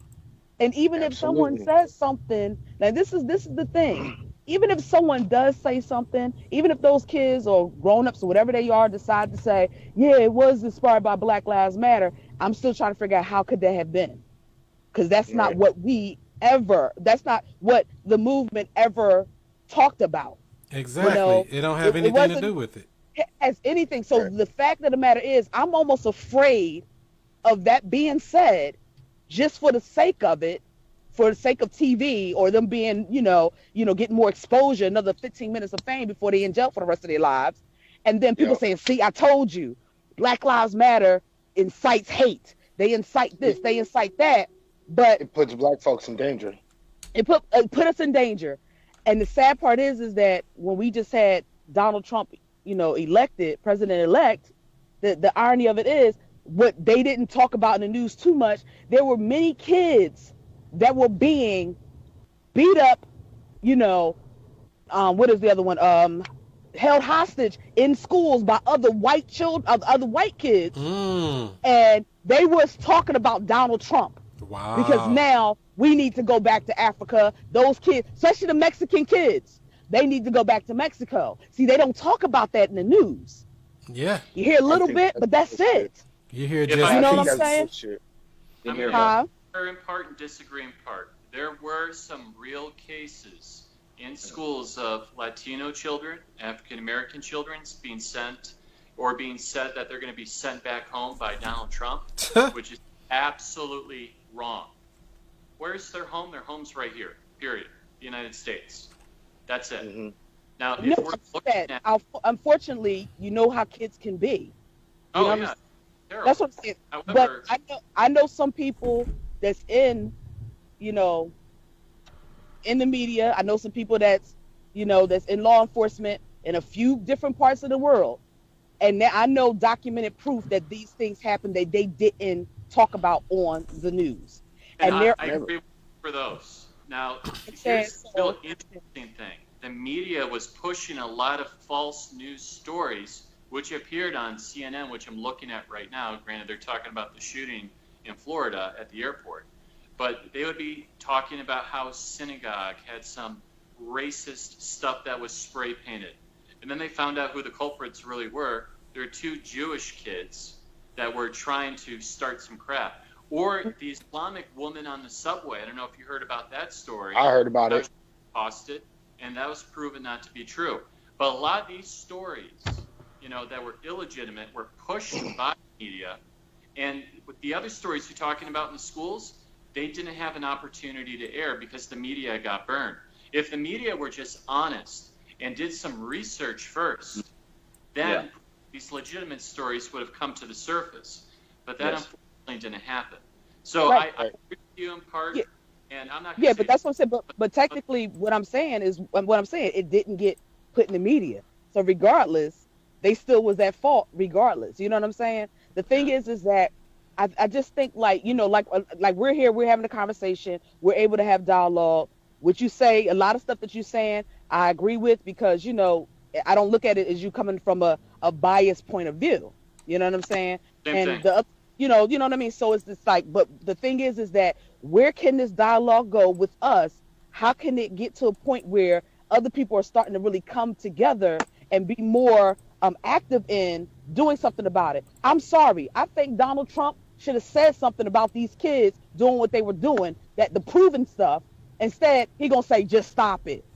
Like he did just say, you guys cut it out. It was kind of Obama did that too. I don't mean to interrupt, guys. I gotta take off. I gotta go. I just want to say for Chris for having me and everybody. I appreciate you. Your opinion. All right, thank you. Talk to you soon. All right. French guy, my sister over here. Much love to you. Other dude, I'm sorry I didn't get to hear from you, but if anybody, sure. I'm sorry. I said I'm French guy, but I was joking around. I'm like, I'm just the guy in the green shirt. All right. I don't know what you want to be called, but I mean, much love and respect to you. I appreciate your opinion. And if anybody wants to talk to me a little bit later, I might be doing another scope on this. I didn't get to see your comments, so that's why I'm saying that. So I will see you guys soon. Appreciate you. Thank you. Much love. All right, there he is, Tony. And what were you? We got another caller in, or another person in here. That's let's see here, Stephen Butler. What's going on and what's on your mind? Hey, I just following you guys on Periscope. I'm just I was impressed by the conversation, just the dialogue that's taking place. So I figured I'd join in and check it out. Right. Hey, I did have something to say real quick. I know, I mean, again, I'm also reading the comments in the room, and somebody in here was like, and I bet black people are going to blame the drugs in America on white people. No, I'm going to blame that on the government. So Right. I'm going to blame that on the government just so I can make sure that, he understands, like, because he's like in here and he's like, black people are pieces of garbage and all this stuff. But I'm going to blame that on the government. Not only am I going to blame it on the government, I'm going to cite Gary Webb, San Jose Chronicle, and I'm going to cite Freeway Ricky Ross, and I'm going to cite the CIA and the Iran-Contra affair, and that's what's going to be my proof on why I am going to blame the government, not white people. So Okay? it's not the I white just wanted to man's put fault. that out there. I gotta agree with Izzy. The government is largely responsible for the drug epidemic that we have. Yeah, it is true that drugs are coming across the border from Mexico, and we have to do a better job making sure that we protect our borders. And we need to have a border wall or fence or barrier, whatever it is. But why did all this start? Because the government prohibiting drugs in large measure creates a demand for them. Just like Absolutely. Exactly. Same thing. Absolutely. And Fast and Furious. We can't forget Fast and Furious because nobody ever wants to talk about Fast and Furious. You see what I'm saying? So, like, if you guys don't know anything about Fast and Furious, please go out there, do a little bit of research, and then you'll really understand the true, look up Gary Webb, look up Iran-Contra, look up Fast Furious, and you'll understand how drugs has been planted in America by the government because it helps the government make a whole bunch of money. So please look that up. What they say, to follow the money. Yeah, I mean, I learned a long time ago, the more, when there's crime, there's money. I learned that a long time ago. Long time ago. Where there's crime, there is money. And the unfortunate part about it, that those people that are living in those areas that are targeted, the sad part is that we fall right for the okie doke. Not but a lot of us do. You get what I'm saying? And it's, Absolutely. It's just sad. You know what I'm saying? Because so many things have happened. And, aside from anything else, crack, not to be smart, but crack ain't even the main issue like it used to be. You got the stuff that's legally given out, even though you have to be real strict on it. You got all these things like Percocet and all these other things. And oxys and Norcos. And a lot of people don't realize though that's part of the war. We didn't go to Afghanistan just for the freaking oil. We went to Afghanistan to get their poppy fields. Like, let's just be honest. Yeah. That's why we have an epidemic of opium. Yeah, why can't we eradicate, the poppy crop over there when we were there in large numbers? And even take a look at the opium war that Britain fought with China.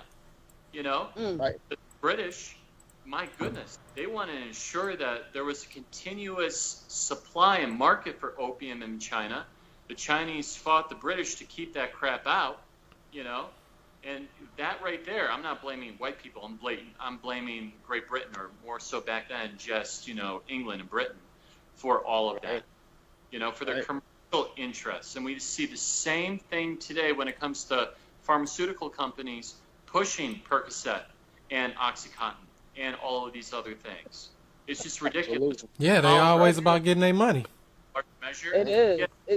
And it's sad because those drugs, if you do get hooked on them and you try to get off them, you will die exponentially as soon as you try to get off of them. And that's amazing to me. That's amazing to me. And I'm like, Andy Ramirez on Periscope by chance? Mm-hmm. Yeah, I know who he Yeah. is. When you take a look at Ramirez or Anthony Ramirez, he actually, and he's spoken about this before, how he was addicted to OxyContin, how he was addicted to all of that stuff, and how terrible it was to get off. It's not because people are bad people; they were given this stuff by their docs. Absolutely. You know? Yeah. Science. Oh yeah. That science was promoted by bad companies. Absolutely. You're absolutely right. This is why we have to, really control the whole drugs, the pharmaceuticals with the opium. They're using opium like they used cocaine back in the, 30s and 40s. You know what I mean? They're using all these drugs in our medicines, and they're saying that they're super drugs and they're wonder drugs and things of that nature, when all they are just making more addicts in America. And that's just too bad. It's the drugs. It's the guns. Let's blame everything. Guns and drugs causes all the problems.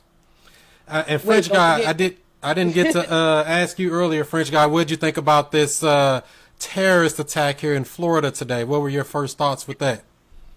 Well, it's interesting because I was in the office when that happened, and I'm following Twitter. And what do I see? I see a whole bunch of people tweeting right away, even though I think he's a Latino gentleman or a Latino guy.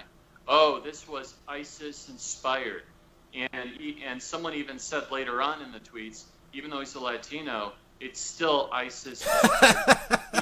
Wow. What the hell are you talking about? This makes no sense. So I'm not going to blame Latinos still for that crime. When I take a look at what happened in Chicago, I'm not going to blame black people. But at the same time, when it comes to a few renegade Trump supporters, and I don't think Donald Trump had anything to do with that, the stuff that they did, I don't blame white people. I don't blame Donald Trump. People are individuals. And when we start grouping people together, if someone, you guys are not saying this, but if, all white people are all white nationalists, and you got people like Damien Darko that like to put that out there, that doesn't work for anyone. And the same thing goes with any group. Don't lump people into groups. Look at people's individuals. That's what conservatism is really about, looking at the individual. Exactly. And self-sufficiency, but more so, economic freedom. That's what I'm all about. And I think you guys are probably about that too. Maybe you wouldn't label yourself a conservative, and that's fine. But, that's what conservatism, the way that I look at it, is all about. But we have people like Richard Spencer, like Damien Darko, that are making it really difficult, and it's really dangerous. Yeah, they're playing with fire and don't even know it. They're making it seem like it's glorified and, they went out in the blaze of glory and make you feel good, but it's really a bad thing. And Stephen Butler, since you're on here, what were your initial thoughts when you saw that terrorist attack in Fort Lauderdale today? I felt the same way. I was surprised they immediately went to the ISIS. It seems like news has gotten more infotainment versus like information. I mean, it's more entertainment quality. So I think it's more clickbait than anything else. So you have this idea that you throw an ISIS thing in a Twitter feed and it just takes off like wildfire. And I think that's where we're at right now. I think we're too quick to jump on stories without having any background to the story. Yeah, that's one side of it. And then, we have, a lot of times I feel like we have selective outrage. It's like the media reports what they want to report, and some things are silent. You never hear about it. You have other things that you can't get off. Every channel's covering it. Like yesterday with the torturing thing, that was on every channel. Mm-hmm. About a week ago, when that police officer, in my opinion, assaulted the daughter and that mother, I think it was in Fort Worth, Texas, didn't see it anywhere. Oh yeah, it was like crickets. Anywhere. So I think it's selective outrage, and a lot of times in the media. So you got to take that with a grain of salt. But I just take the wait and see approach to see what comes out when they actually start investigating, and then I try to make a sound judgment once I actually have the information. Yes. So don't jump to conclusions. That's but actually. I will say this. Yeah, go ahead, I'm sorry. I will say this. Even with the whole ISIS movement. The bottom line, it doesn't mean that Muslims are ISIS. You know what I'm saying? Because they still connect those two together. And I think that's so wrong that people want to just keep on saying Muslims and ISIS. ISIS is Muslims. Muslims are ISIS. And that's not true. Okay? That is not true. And it's just like, you got someone who may claim Christianity and they go and they're terrorists. No one really puts the two, terrorists and Christianity. You get what I'm saying? It's like somebody decided they want to connect. Ever since 2001, you know, it's been Muslims. And it's like, yo, like, let that go. It just happened to be someone that was Muslim that did it. Doesn't mean that's Muslim. You know what I'm saying? It doesn't mean that. And I just wish people would just take it for what it is and say, okay, there was some group of people, they call themselves ISIS. Okay, they just so happen to believe in, you know, Allah. Okay, but does that mean that's everybody? No, it just means they're just a group of people who just claim themselves, call themselves ISIS. Okay, and they decided to do whatever, to do their little mini terrorism thing along the way until they finally get caught, if they ever get caught, because I still believe they connect to the government, our government too. Okay, and the thing is that where do we go from here? And so it's so interesting how, you know, all you got to do is just equate one thing or one face or one race or one religion to something, and then it becomes this massive state of fear. Yeah. Agree with you. It's that selective journalism that I believe it was Steve that brought it up. I think that's exactly what it is, man. I think it's selective journalism and it's selective outrage. You know what I mean? Like, we honestly need to be able to, we need a source where we can get all news, everything from coast to coast that's not going to be corrupted by somebody that's trying to push an agenda. I personally believe that's like sincerely needed. That's virtually impossible, though. I don't know if that's ever going to happen. And I agree. Yeah, you're right. When we take a look at people that are Muslims or people that subscribe to the Islamic faith, we need to try to look at them as individuals, especially here in America. But here's another caveat, another thing to look at, and it's not something I'm just making up, it's data. Someone brought up the Pew Center for Research, and they actually did a study looking at Muslim beliefs throughout the world, including here in the United States.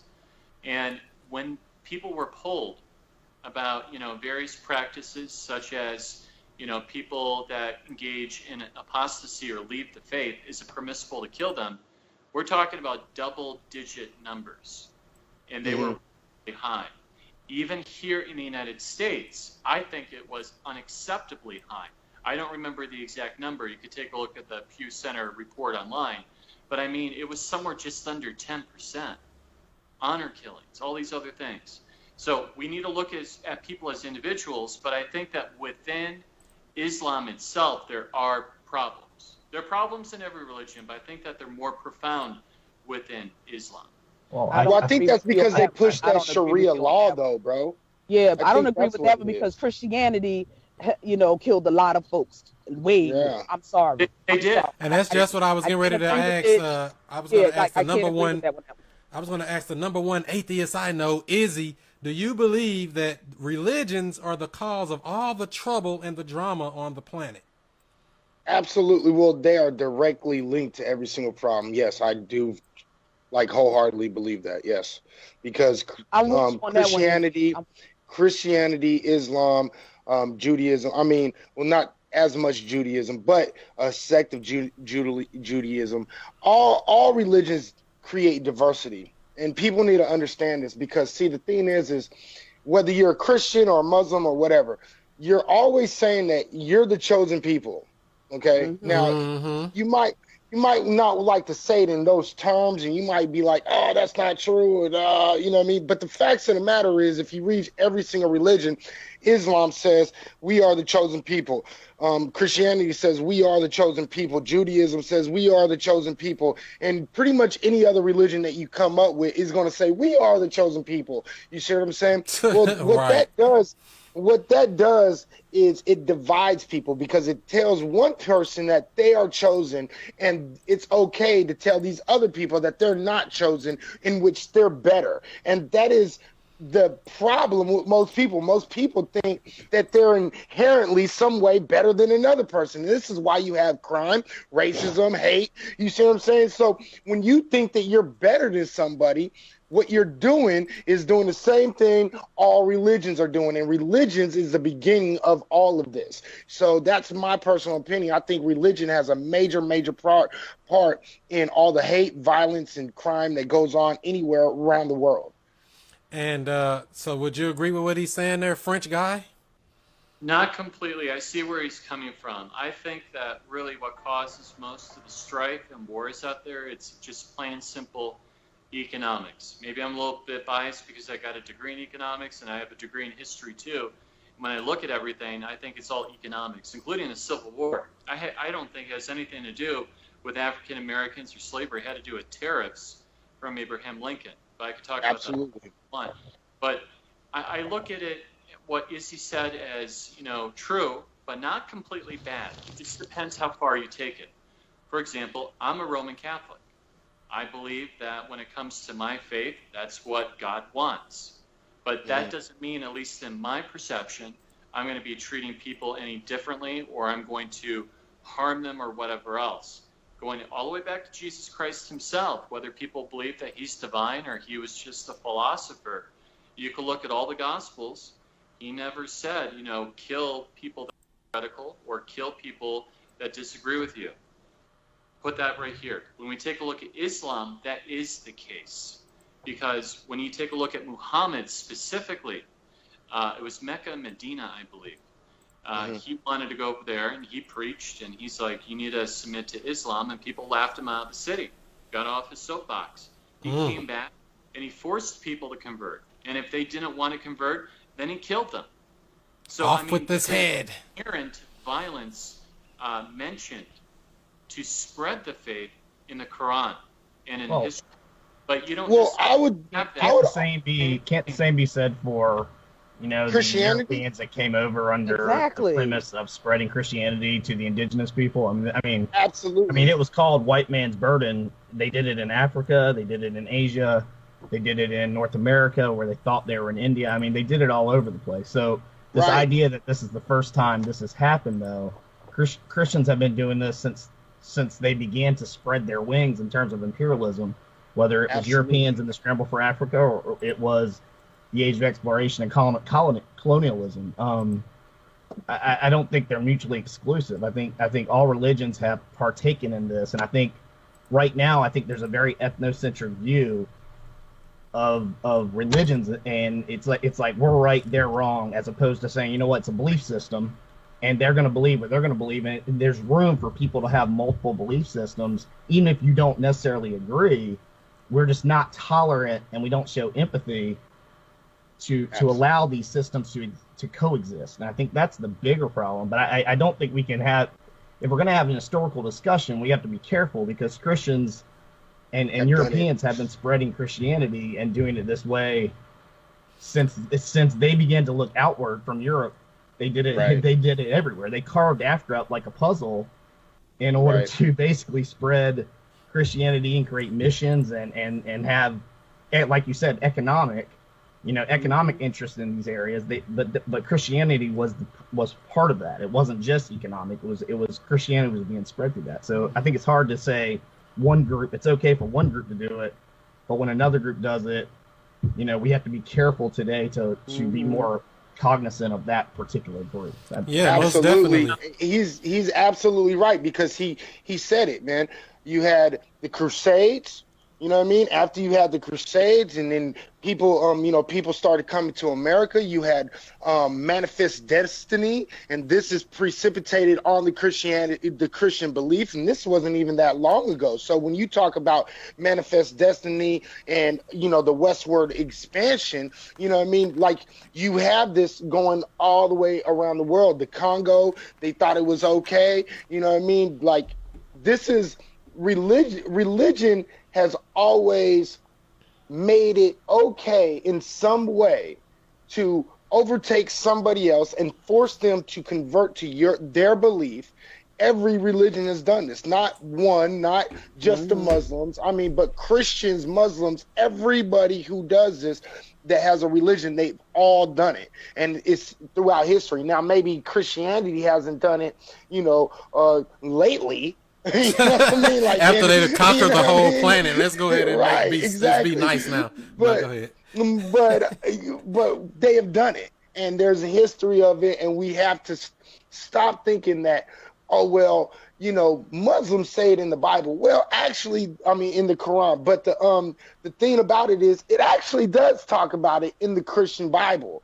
You know what I mean? So, like, please, not in the New Testament, but it's in the Old Testament. And the thing is if it's in the Bible at all, it's in the Bible. You see what I'm saying? Why do people always do that?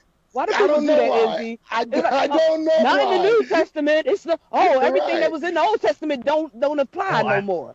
I think the But then interesting if thing that's is the when case, when does the New Testament stop applying? That's what I need Right. to know. Whenever you When did feel that like it don't happen? fit your isn't the narrative. Old Testament, the Torah. I mean, which would be the root of Judaism. So we can now First include 5 Judaism books. into this conversation too. So it's not, Exactly. So let's look at what you guys said, because I'm not going to deny what you said, because it's history. It's fact, okay? I have a slightly different way of approaching it, though, that I'd like you guys to consider. You may accept it, you may not, that's okay. But what I was talking about originally are the tenets, the philosophical underpinnings of the faiths. And I'm just saying from my perspective, and I haven't read the whole Quran, but when you look at it, and a lot of the philosophical underpinnings, there's violence about spreading the religion in there. You don't have that in the New Testament when it comes to Jesus Christ. But let's fast forward, because someone was talking about, even though you didn't say the term conquistadors, but yeah, you had Spaniards come over to modern-day Latin America and Mexico, where they spread the religion. And someone also brought about the Crusades, and they wanted to talk about that. When you look at really what happened in Latin America and Mexico, that was not sanctioned by the Catholic Church. It was sanctioned by the Spanish monarchy. And that's not something that really you can say that Christianity or Catholicism endorsed. It's wrong. Well, didn't the Catholics endorse, killing of witches and killing, Catholics are not innocent in this either. You know what I mean? Catholics are guilty I'm trying to too. figure out why they always get the exorcists in them. I'm trying to figure that out. Every time I turn, they always getting possessed. I don't understand that. Like, really, everything known to man, they getting possessed. Come on. You're right. It's always something, and you got to be careful with it. Like they say in the beginning, there's so many things that get, like you say, how we gonna say, oh, we can't do that because that's in the Old Testament. Oh, we can't do this because it's in the New Testament. Oh, we're gonna jump back and forth, cherry pick, what they call it, a buffet Christian, or you can't just go and choose the stuff you want. Yeah, go in and choose the pieces you like and say, oh no, I don't really believe in that. What kind of stuff is that? Is that fair? I mean, is that right? Is that the right way to look at it? Well, here's the problem that we have within Christendom, that you have a lot of different denominations. And, those guys, I would argue from my perspective, those are the cafeteria Christians. We got a saying in Catholicism, cafeteria Catholics, people that want to take some of the church's teachings and some people that don't. But, looking at the whole scope of history, Izzy brought up, Salem and the witches over there that are burned. Those were the Puritans, not necessarily Catholics, but does fall underneath, the umbrella of Christianity. But going back to the Crusades now, really quickly, I happen to be a guy, and, I'm going to probably get a lot of crap for it, and that's okay. But I believe that the Crusades were a good thing because of what the Crusades were really about. Because there wasn't just one crusade, there were several.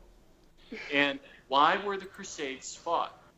It's because of pilgrims, Catholic pilgrims going to the Holy Land, and they were being robbed, massacred, and everything else. And that's why the various popes sent people over there. But, in modern media today, or even in history books, people don't want to talk about that. They don't even want to mention the rationale. Even with the proper rationale, if we're historically accurate and we're given, not everyone's going to agree with it. But if it's just, Catholics went over there to kill Muslims. That's not what it was about. It was about protecting pilgrims, Catholic pilgrims, going to the Holy Land.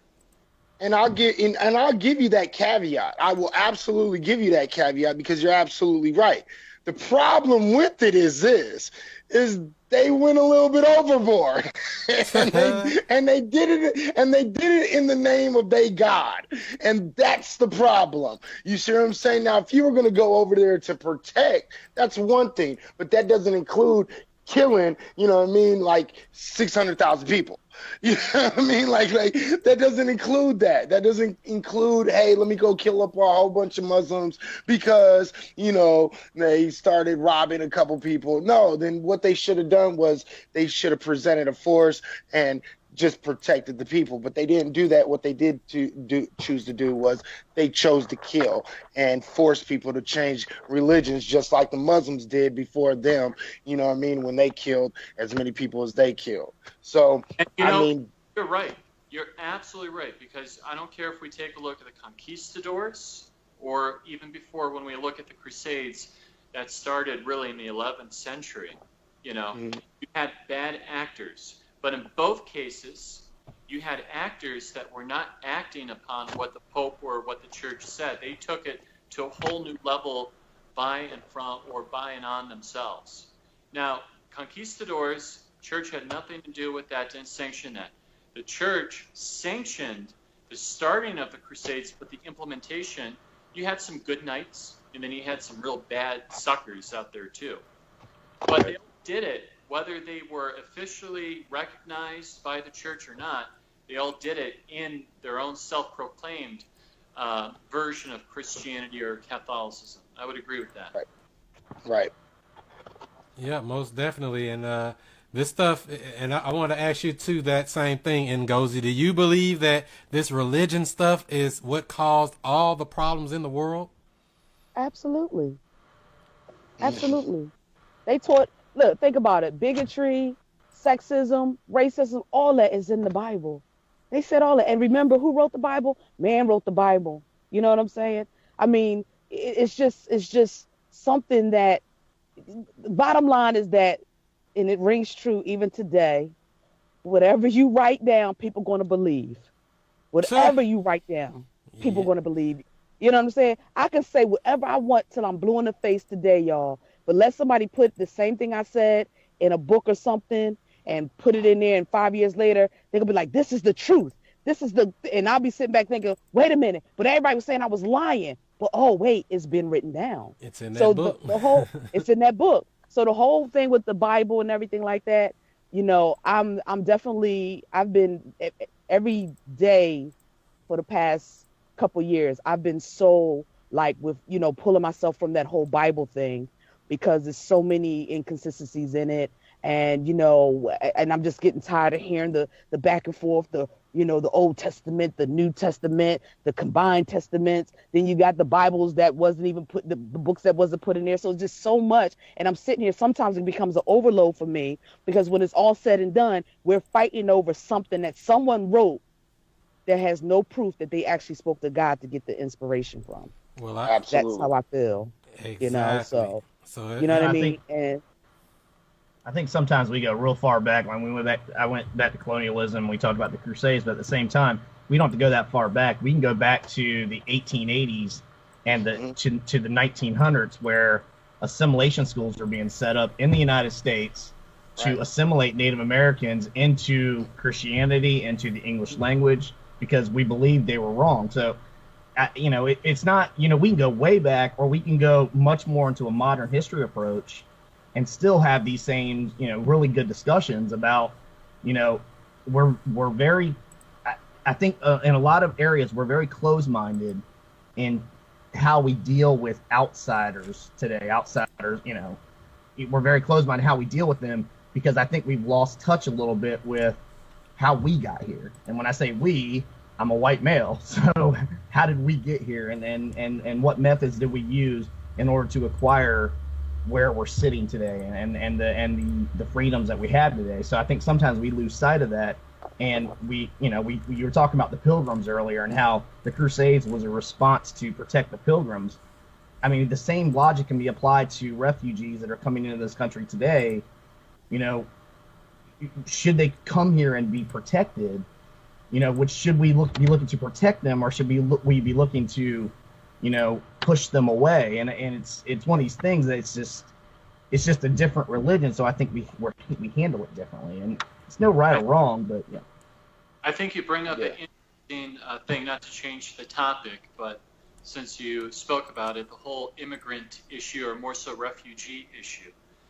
I am of the opinion that when it comes to refugees, we should take them and protect them, but to a limited extent, and to ensure that they are properly vetted.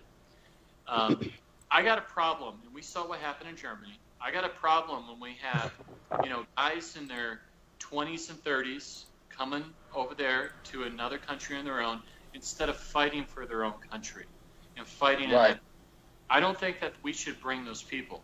It should be more humanitarian than anything else. But they're going to have a very hard time, in the most part, assimilating. We've seen that in Germany. And here's the difference between Damien and I regarding a lot of this, nationalism type of stuff. He doesn't think that we shouldn't really take any of these refugees whatsoever. I gave you my caveats about taking refugees in a very small number. But when you look at Germany, France, that's very much, ethnically homogeneous. You don't want to dilute that. Same thing with Japan, I'm a French guy, name, and also technically I'm an American. Oui, bonjour. I shouldn't be like Germany and live over there, for example. But the United States is different. The United States is not white, it's not black, it's multicultural, always has been, always will be. But the problem is, even though when you look at the United States, the immigration laws up till about the 1960s, we had quotas from what areas of the world we can bring people from. And there was racism in that as well. But that was completely eliminated, and then you had a lot of Muslims and other people come over. And I'm not saying that Muslim or Islamic Americans are bad, they're not. But I mean, in this climate, we have to be very careful and not just say, I want to have every single person here if they're not going to assimilate into American society, even though it's badly fractured. I'm gonna agree with him to a degree, but actually I'm probably gonna be the one person that sides with Damien when he says this. I don't think we should bring in no more immigrants, period. Zero, nada. Okay? And I'm gonna say that, and it's not because it has nothing to do with the religion, it has nothing to do with anything. What my whole thing about immigration is I don't think we should be bringing anybody because we still broken as a country, and we need to fix our country that we have here now with the people that are here now. You see what I'm saying? We have a lot of people that's jobless, that are homeless, and we have a lot of problems in this country, and we need to stop worrying about other countries and start worrying about this country. And me personally, because I'm a black man, I'm going to say that goes even double, because every single time some immigrants come in, they take jobs away from black men and women who could be working. And then, there wouldn't be all these people talking about black folks is lazy and all this other stuff. We've always seen that whenever immigrants have been brought into this country, they take jobs that black men and women could have. And for that, I say no immigrants whatsoever for like 5-10 years. Put a hiatus on it. Put a long time pause. Would you agree with that, Ngozi? Partially I do. Because even though you say about they taking the jobs from the black person, half the damn time we wasn't getting the jobs regardless of who was here. Right. Okay, I'm just saying, so I don't, that part I don't really look at it as to that extent. The thing I'm still bothered by with the whole immigration thing, because it won't stop there. I get what you're saying, Izzy. Let's stop it, but it won't stop there. I'm gonna tell you why. Because people are still here trying to throw us out. There are people here that's trying to throw the ones that are here. Like some of my people are immigrants. You know what I'm saying? They not from here. But then that means that you're going to sit up there and, you're going to start dissecting. I kid you not. I remember a young lady of mine. This is why one of the reasons why I did not like Trump, because you're going to tell us to get rid of Mexicans or put a wall up, but you have Mexicans working in your casinos that are not legal. Okay. So I remember distinctly one of my friends, I'm not going to say which one of the hotels, but it was a Trump hotel. She is black and white. She's mixed directly black and white. Her mom is white, daddy's black. Black. He's not mixed with nothing. He's an American black. Her mom's American white. The funny thing is that her features look like she's Mexican, right? Hear me out. Her features look like she's Mexican. Do you know when they was doing their little sweep in one of the casinos, they grabbed her thinking she was Mexican. You asked me how I'm so smart. Okay? If you seen this girl, you probably, if you go by looks, you probably be like, damn, she do look like she Mexican. Okay? Oh, nowhere near it. She don't even have Mexican family members. You get what I'm saying? There's not even there's nobody married to anyone Mexican in her family. And so this is what I'm saying, that she had to beg and plead, and they had to say, listen, this girl is American and she's not even mixed with with anything black and white. And so she had a hard time because they was trying to lock her up, because, once they get you in them immigration doors, in that jail to hold you over until your time, they don't play.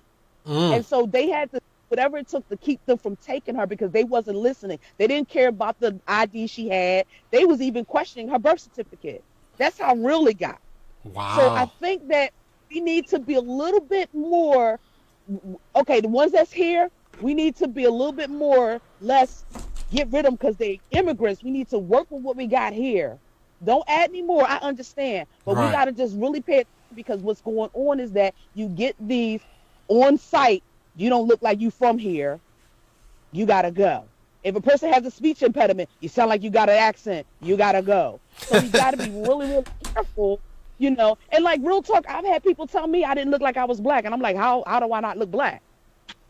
You get what I'm saying? Like, what are you talking about? So I agree with y'all on a lot of points, but we just got to be real careful, because it just creates more prejudice against immigrants by saying we don't need no more in here, because then it creates this dialogue. Well, we don't need them here because of this, because of that, and we gotta be careful. Well, the great scapegoat. Yeah, a quick question if I can. Yeah, go ahead. So, there are a lot of different numbers being thrown around. Damien likes to talk about 30 to 40 million illegal immigrants. I think that's way too high. I think it's probably around 13 to 14 million illegal immigrants we probably have. What do we do with them? Do we send them all back? Do we send back, like how Trump suggested, the criminals first, and then, sort of try to work out a solution over time? What would you propose? Yeah, I would definitely say criminal first. I'll let you go 1 second, Easy.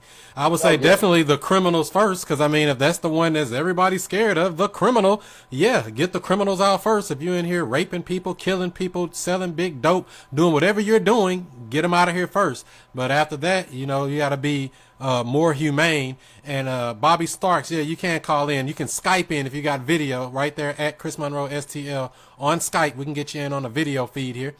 And I'm gonna go ahead and answer that, Izzy. Yeah, I'm kind of the same thing, man, with what you just said. Like, get the criminals out, let the other ones stay. Even though we know in the past we did amnesty once before, and it didn't really, do too much of a damage. It didn't hurt America, technically, and we did it during Reagan years. So we did that whole amnesty thing one time. So it's not like, the ones that are here, they're here. It's just kind of, let's get over it. But my whole thing is, don't bring them in. I'm not talking about outsource. I'm not talking about, kicking them all out. You see what I'm saying? Can we ask the Native Americans? You know what I mean? Well, the Native Americans would say we all need a fucking leave. Let's ask them. Let's ask them, because they the true owners of the land. So let's ask them, real talk. I just feel like we coming in and we telling people who need to stay and who needs to go. Come on, I get it. The criminals, you got criminals that got what they call that diplomatic immunity or something like that. I don't know where that come from. I'm still trying to figure out how they get that. But I get that part. But real talk, a lot of the stuff that's going on, a lot of jobs that we're not taking because we don't want to take it, they taking it. Well, see, I don't believe that. See, now that's something I have to disagree with. No. I'm not saying they're taking it they're taking it. But come on, a lot of us don't want to work in hotels cleaning behind somebody's stuff. Bullshit. No, see, now that's what I disagree with. I absolutely, totally, utterly disagree with that. Totally. Okay.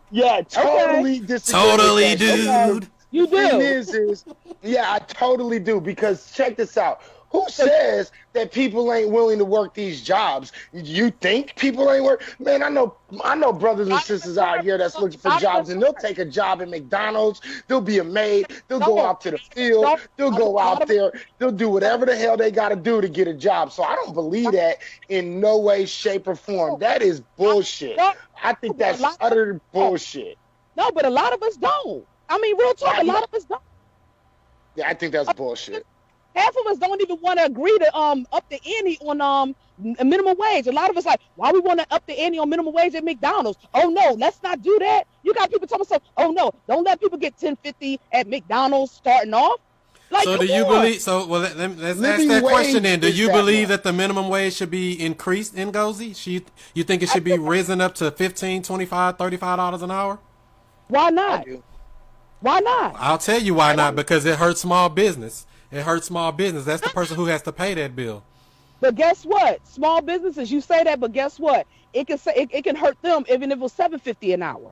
You get what I'm saying? Yeah, it can hurt. But bottom line, okay, let's just say this. You know what? I'm gonna give you this one.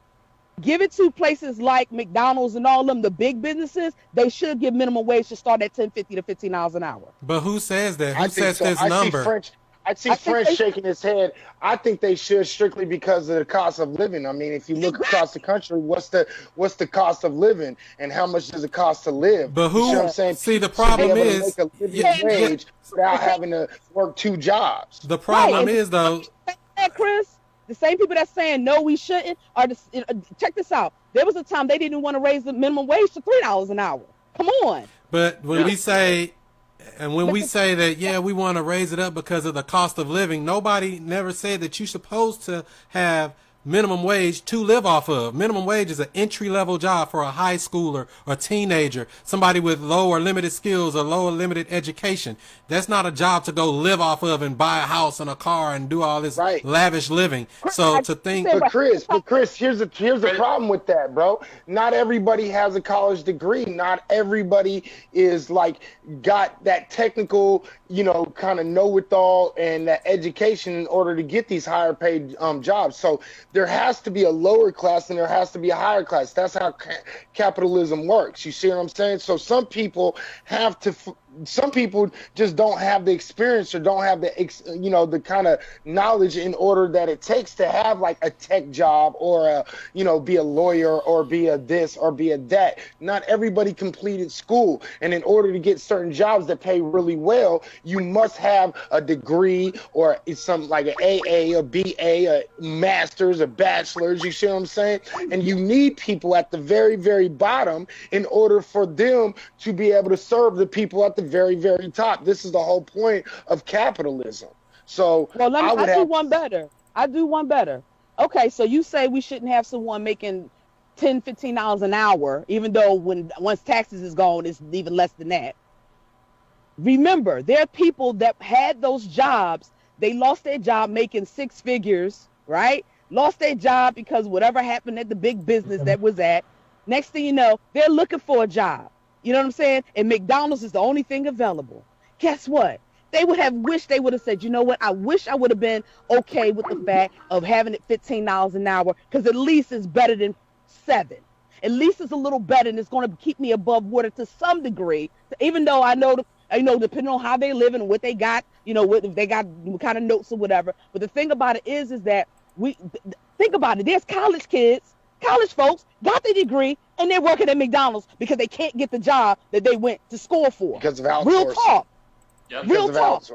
So why, because of outsourcing, so why can't we just go ahead and allow for the minimum wage to be a little higher than what it is, okay? Because it gives people, and I bet you any amount of money, it might even help with some of the crime and some of the welfare that everyone's complaining about that they tired of paying for. You know what I'm saying? These same people tell themselves, no. Remember, if you put the minimum wage higher, you'll have less people on welfare doing better, and then your taxpayer money won't be paying for it.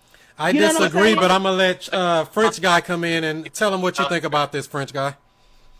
All right, so, I'm not trying to appeal to authority. I got a master's degree in economics, and I'm not going to just rely upon that. I'm going to talk about some of the stats and some of the facts, okay?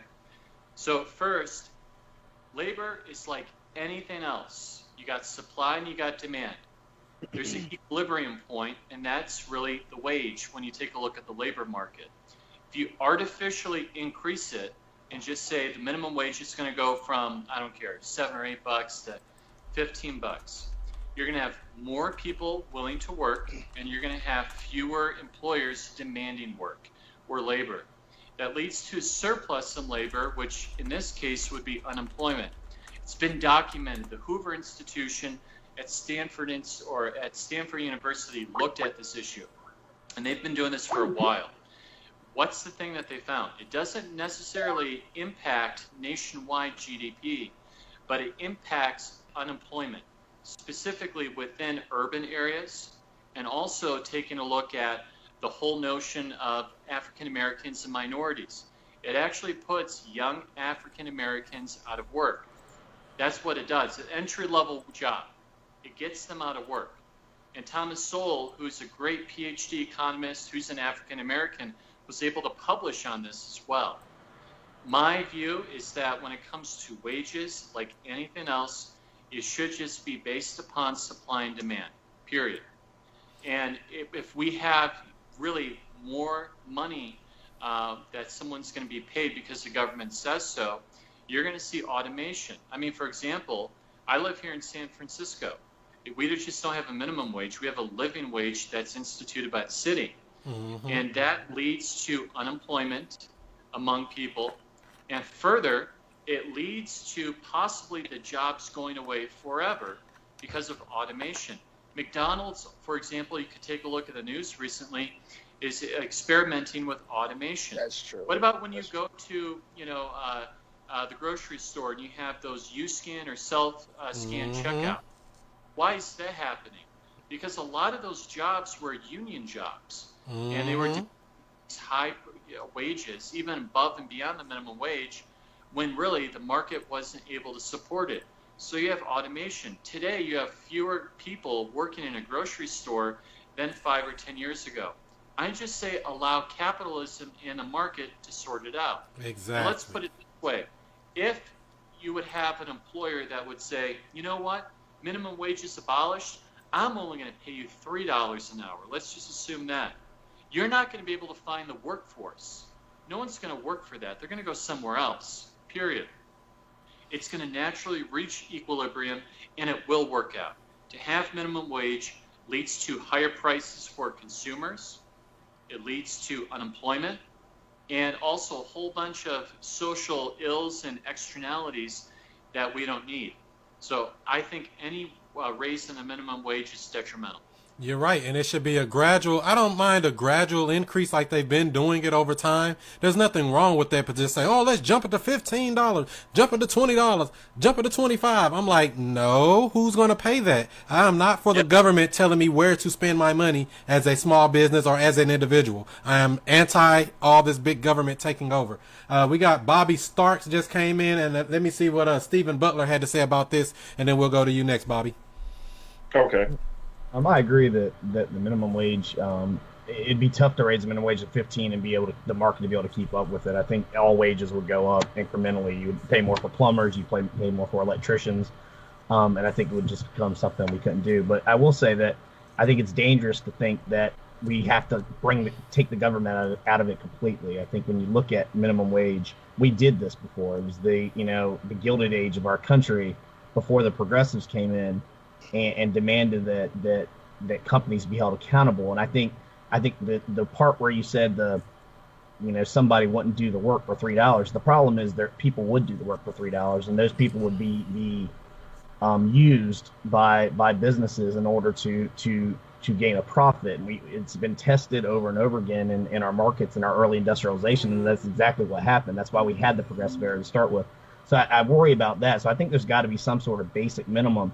But I would never advocate for a $15 minimum wage, because I think it would drive the prices of everything else up. And I think the $15 would be ultimately canceled out by the things that you're paying for that are now doubled in price across the board.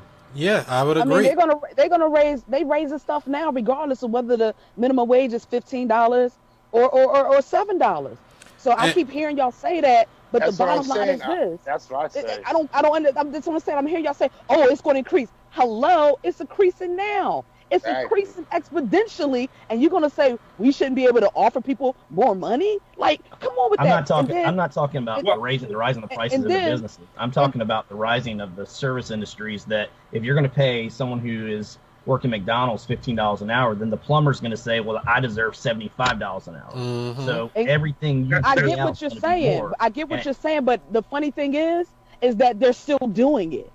That's Yeah. the thing. They're still doing it. The plumbers are still doing it because McDonald's, how much is that, a multi-billion-dollar industry?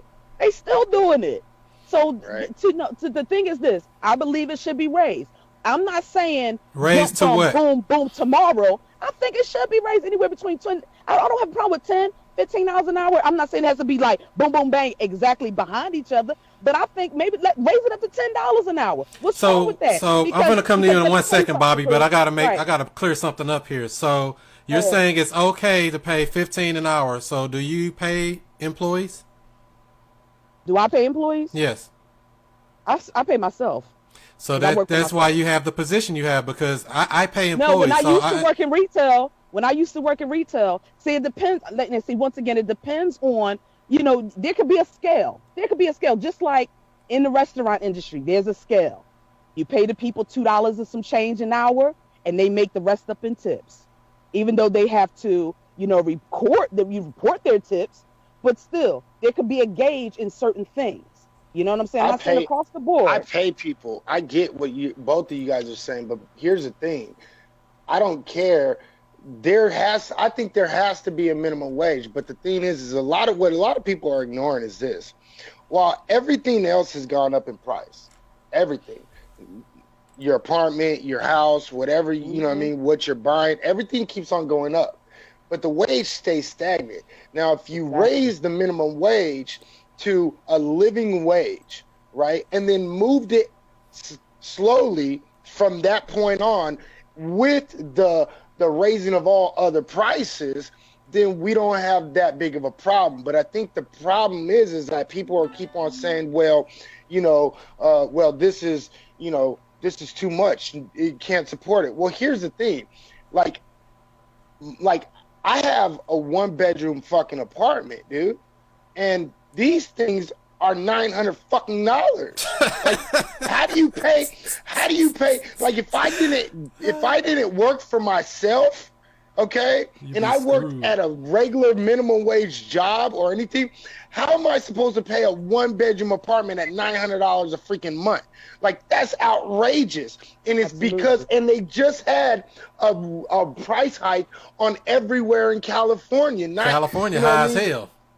Yeah, I mean, it's high. You see what I'm saying? So it's like, here's the thing. Like, if you're going to raise the price on the price of living, then you need to raise the price of living wage. And that's all I'm saying. Like, if I wasn't self-employed, I'd be ready to murk somebody. I'm serious. I understand. Like, I would be. You're right. I'd be ready to rob some people. That's some real shit.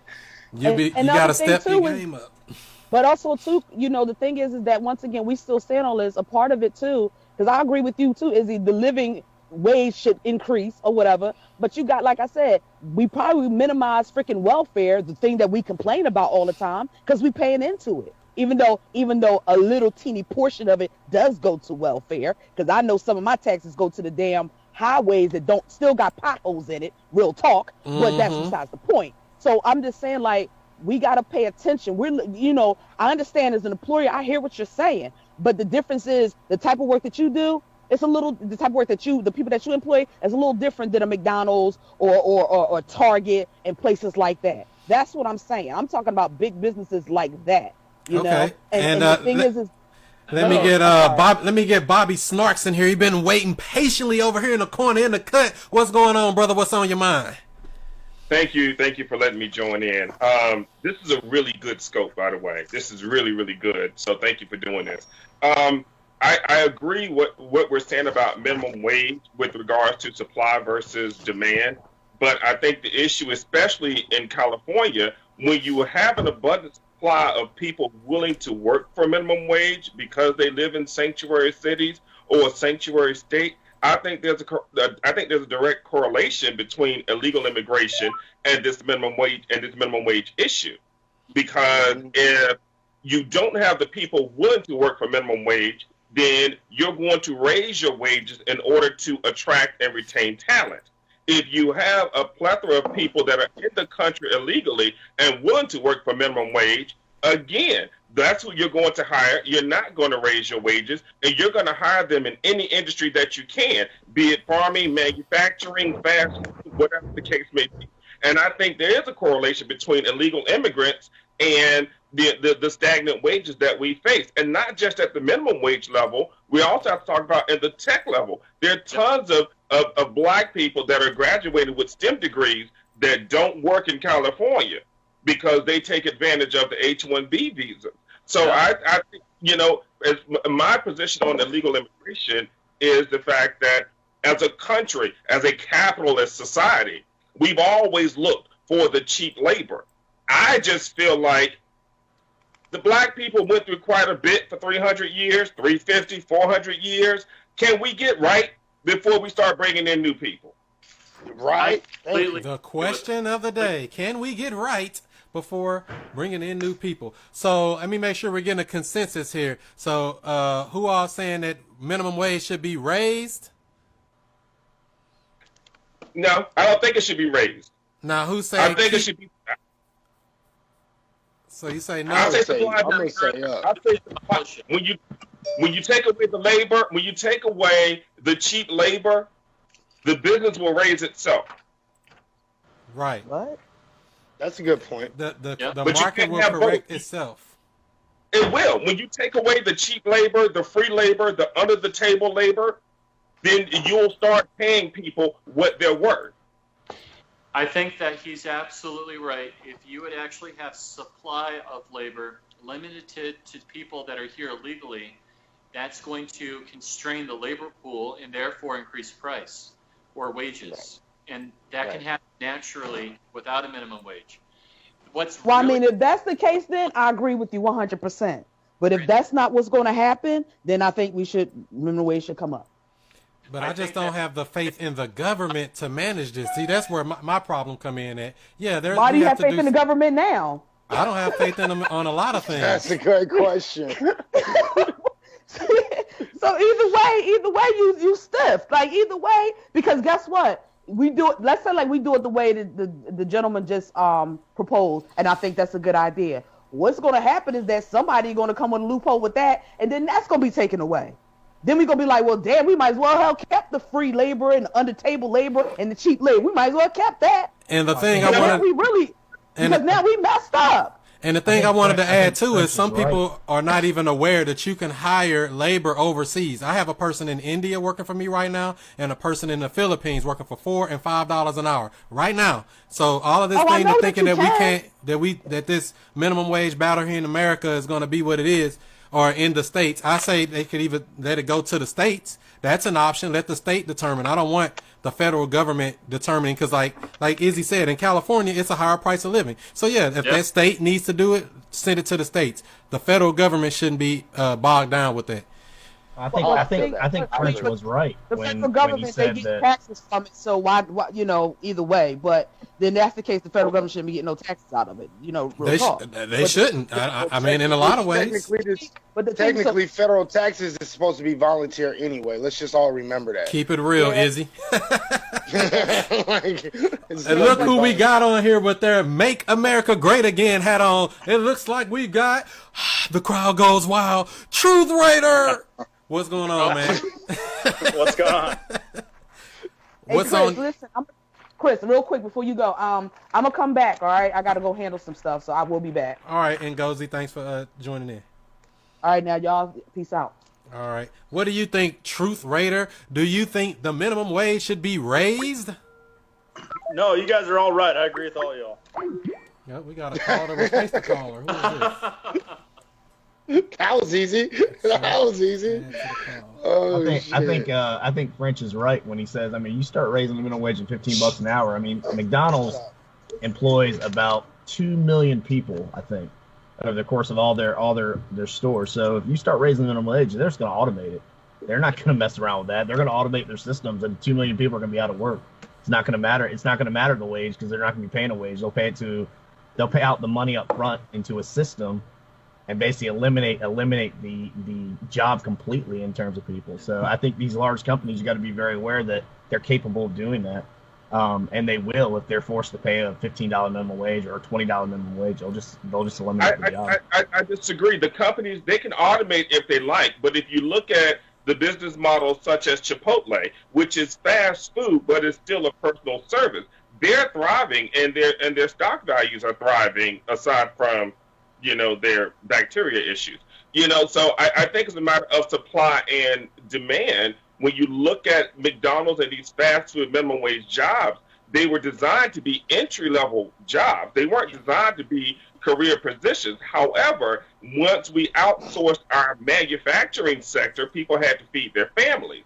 So I think that's why there's this big push for the increase in minimum wage, is because people are trying to support their families on a minimum wage salary when they shouldn't be in minimum wage jobs to begin with, because they are labor. But our government has made it cheap and easy to export our labor. That's the issue. And that's the problem. And we're going to run into the problem, and no matter what, they're going to just change it. They're going to adjust. The market is going to adjust no matter if they say, well, let's raise the minimum wage to $25 an hour. That just means more illegal immigrants are going to get more jobs. That's all it's going to do, because they're going to adjust. Or people are going to be paid cash. There is a thing called just pay under the table cash, right? We don't want to say it too much on this national broadcast here, but you can go ahead and pay a little cash under the table. That's why I think it's up to the new administration to actually enforce our immigration and our labor law. Yeah, most definitely. But like I said, with cash, how do you enforce that? I mean, there's no way to really know when somebody's getting paid cash under the table. There's really no way to know. Don't tell. Okay, how many of you guys have been paid cash for a job? I have. I get paid cash daily. What you talking about? I've been paid cash for a job. I guarantee all you guys have. Guaranteed. And nobody gonna say no. They gonna take it. And what's on your mind, Scott? Welcome to the stream here. What did you want to add to it? What's up, Bobby? How you guys doing? Hey. Hey, yeah, I mean, when you look at it with raising the minimum wage, and like a buddy of mine that owns a landscaping company, I've talked to him about this numerous times. As you raise minimum wage, these small business owners can't afford it. They can't. It will put them out of business. Everybody wants to go ahead and bring back the small business owners, bring back, small business into the United States. When you raise up the minimum wage, like here in New Jersey, I think it's around like $9.25, whatever it is. When you raise up the minimum wage, let's say like people wanted the $15 an hour, he would have to lay off his employees because he couldn't afford it. When you only have a certain amount of income coming in. That's where the problem is. I think a person only should be paid what they're worth, not what the government is trying to put it out. I do delivery. I drive a truck. I go into Manhattan 2-3 times a day, and I get paid based on what I'm worth.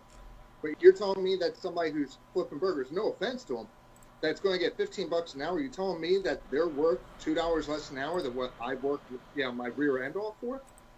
I disagree. I think the minimum wage is in place for a reason, because this country has a very long and dark history of indentured servitude, which means they have no problem bringing in somebody who's willing to work for less. So I agree with the minimum wage. I don't think it should be raised. I think that the market of supply and demand will pay unskilled labor minimum wage and will pay skilled labor more than that, because there will not be an abundance of people willing to work, beneath a living wage. And there will not be an abundance of employers willing to risk going to jail for paying people slave wages.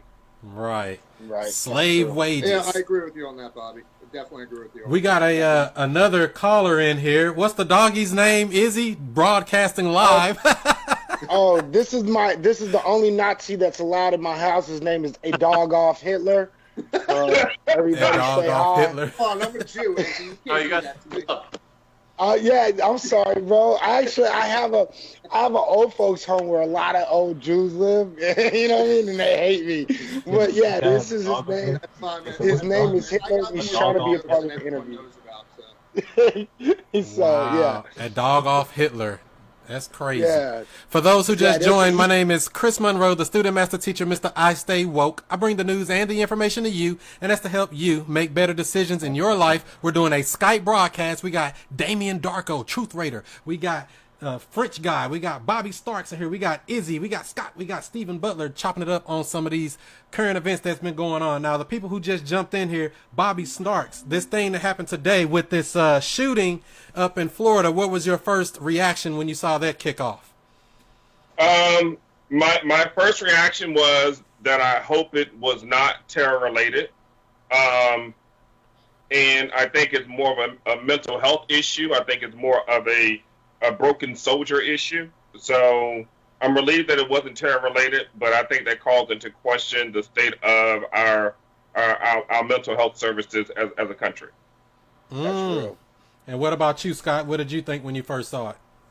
I'll be honest, being a gun owner, the first thing I thought was, how are they going to spin this into more gun control? Right. Mm-hmm. And look, it's no offense to the people in Fort Lauderdale, and I feel unbelievably bad for all the families that were involved in it. But this is kind of what I deal with, on a daily basis, especially living in New Jersey, as liberal as this state is. And it's kind of wrong for me to thought that way, but that really was the first thing that came into my mind was how are they going to spin this into a more gun control kind of, topic that's going to go on. You know they will in a heartbeat. They're going to make it say, well, we got to turn in your guns because, these guns they're so dangerous. They just do all this stuff by themselves. It's the guns. Blame it on the guns. Is that right, Damien Darko? Do we blame the guns? I got one right behind me, man, and they better not take it. I got one on my hip right now. I got my AR-15 right behind me, man, so they better stay away. But do you know how to use it? See, we can have a bunch of guns, but you got to go to the range. You got to go shoot you some bottles. You got to shoot you some cans, shoot you some, targets, shoot something, shoot that beer bottle there. You got to shoot something, right? That's true. All right. You gotta train. Get your training up, and that's the only way to do it. Now, do you all think there's going to be something major that's going to happen again right after this Trump inauguration? Anything major coming up? Any predictions, you think?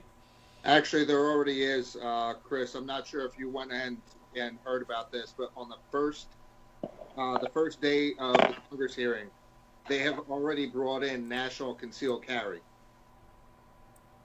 National concealed carry?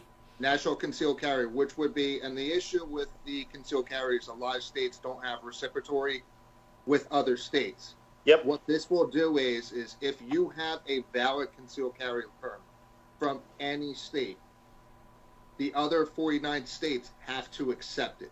Like we're in Jersey has zero reciprocity with any state whatsoever. The denial rate for even living in New Jersey, like myself, to try and get a concealed carry permit, I had to get a non-resident from Florida and Utah because it's a 99.9% denial rate. So what will happen is anybody who has a CCW, concealed carry permit is what that is. What that will do is if you have it, you can actually cross into state lines and not have to take your firearm off your head. New Jersey's transportation laws are basically your gun has to be in a lockbox in the trunk of your vehicle, locked away, and your ammunition has to be separate from it and not even in the magazines. It cannot be because the magazines are considered part of the actual weapon.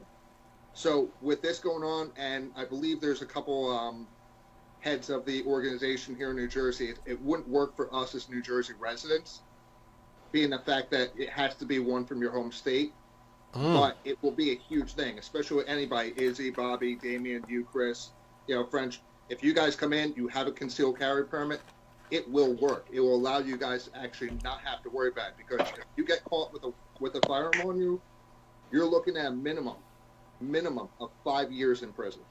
So do you think that's going to be a good thing to make it a national, concealed weapons permit like that? I mean, just it's valid everywhere. Is that a good thing? Yes. Yes. And 100% yes. Who thinks not? Who think it's not a good thing then? I don't know if it is. I mean, it depends on what type of checks the various states are doing, since concealed carry is done at a state level. Some states are more relaxed with it than others. But at the same time, if you've gone through some sort of background check, I don't see a problem with it. I think it's a Second Amendment right, and until we have just cause to question whether or not that right should be applied, if it's applied on a state level, until we have just cause to say it shouldn't be applicable on a national level, I say go forward. Yeah, and that's what's going to happen. So if do you think that's going to be a good thing, Izzy? In California, they just say, everybody come on in with your guns from wherever you're from, and it's good to go here in California too. Well, you can get a CCW out here in California, so it's not that big of a deal. I don't think. You know what I mean? I don't think it's that big of a deal. But saying that it's valid in all 50 states, if you just get one in one state, you can just go everywhere. I would love it, because then I can actually have my gun on me wherever the fuck I go. Go travel now, huh? That mean you finna hit the road? You're going to be on the road again? You're going to be rolling, huh? Right. So I don't really mind. I mean, we have the Second Amendment law in place. We have the Second Amendment in place for a reason. And, we're legally able to bear guns and have guns on us and things of that nature. Whether has been bastardized a little bit. I mean, as far as what the original intent was versus how it's being applied now. That's true. You're right. It's been bastardized. I want to hear what French has to say, because French was kind of shaking his head earlier. When we take a look at the whole gun issue, I think you should be able to transport your firearm across state lines. In the Constitution, you have the full faith and credit clause. So that is why, for example, you can use your driver's license in New Jersey, in New York, or in California, or anything else. That's why, for example, your marriage is going to be honored in another state. That's why judgments and lawsuits will be honored in other states. Why not the same thing when it comes to guns? I think that is absolutely fine. No problem with. You want me to give you a little history on the whole concealed carry, open carry stuff? The reason why it's such a big... Drop some knowledge on them then, Truth Raider. So after the Civil War, the southern states were really nervous about freed slaves conducting like uprisings and whatnot in the South. So states like Texas basically had they banned open carry of firearms in the state of Texas, because the people in Texas were actually afraid of slaves having weapons and trying to fight against the state and fight against the United States of America. So that's how you had open carry banned in some southern states, and concealed weapons permits were given to white people because the white people complained about the laws that prevented them from having weapons. So that's why historically we have concealed weapons permits in the southern states. It was because white people were afraid that they couldn't have weapons on them. So a lot of stuff after the Civil War happened. In 1872 is when open carry was banned in Texas. So a lot of stuff after the Civil War happened that deals with racial issues, actually. It's kind of interesting if you look at it. I believe it. And French guy, was there some breaking news or anything added on CNN or whatever that news you were just popped on? Was that something new? Or are they just saying that, oh, he's a troubled person, or whatever their sad story is for this shooter? Well, I mean, they just said two things that I thought were kind of interesting. The first thing that they said is that, and I'm looking at the TV right now across from you. Number one, Iraq war vet, he was not the same when he came back. That's not really new.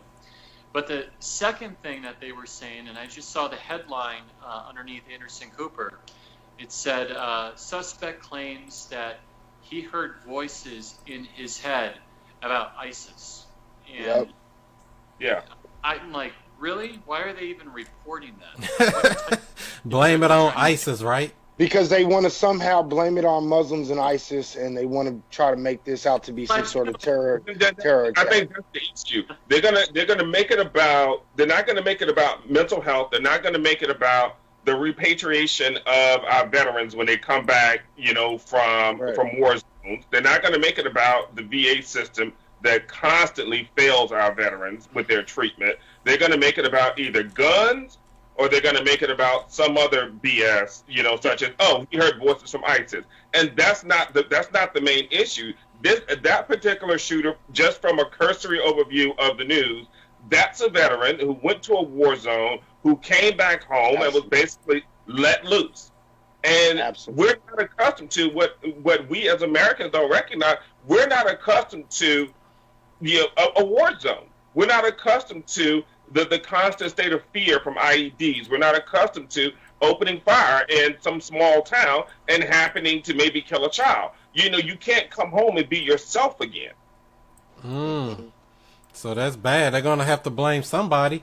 So if this, blame the VA. You say what? Blame the VA. Well, yeah, the VA is definitely part of the problem, and that's part of the reason I guess Donald Trump got elected, because he says he's going to take care of our vets. He's going to take care of the vets. I don't think it's the VA's fault, personally.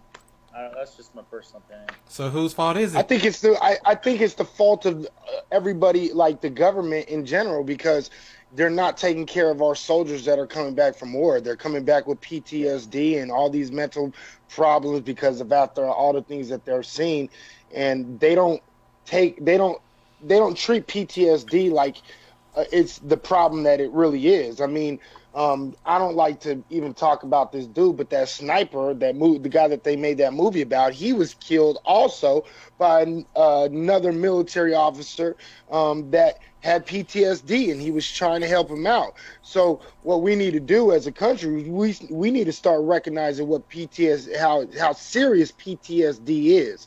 You know what I mean? So but can you even cure it though? That's the whole thing. Can you really cure PTSD? No, I don't think you can. No. Right. So it's not a matter of curing. It's a matter of treatment. It's a matter of it's a matter of treatment, be it medication, be it therapy, be it group therapy, be it, you know, helping veterans, you know, associate with other veterans that are dealing with similar issues, so they have a support system in place versus sending them back home to their town with no benefits, no treatment, a 6-month wait list, and forcing their family to try to identify with what they've experienced when their family cannot. I think we still owe our veterans, you know, there's the support when they've come back from the battle zone, and I don't think that. I think the VA just has not done a really good job in the past few years. And I even said that before they did this Obamacare thing, that, well, if the VA, which is, you know, federal government entity, if they can't handle the health care for just the veterans, how the government going to manage the health care for all Americans? That don't even make sense to me. Yep. How can they do that? If they can't handle this small segment of the military, how are we going to handle all Americans, the 300 and however many million Americans, including illegals? How is that even going to make sense? Well, yeah. It makes absolutely no sense. So the thing is, I'm guessing that they're going to repeal this Obamacare, and everybody's going to be up in an uproar or change. He's really not going to repeal it. Do you all think that Donald Trump really going to get rid of Obamacare altogether?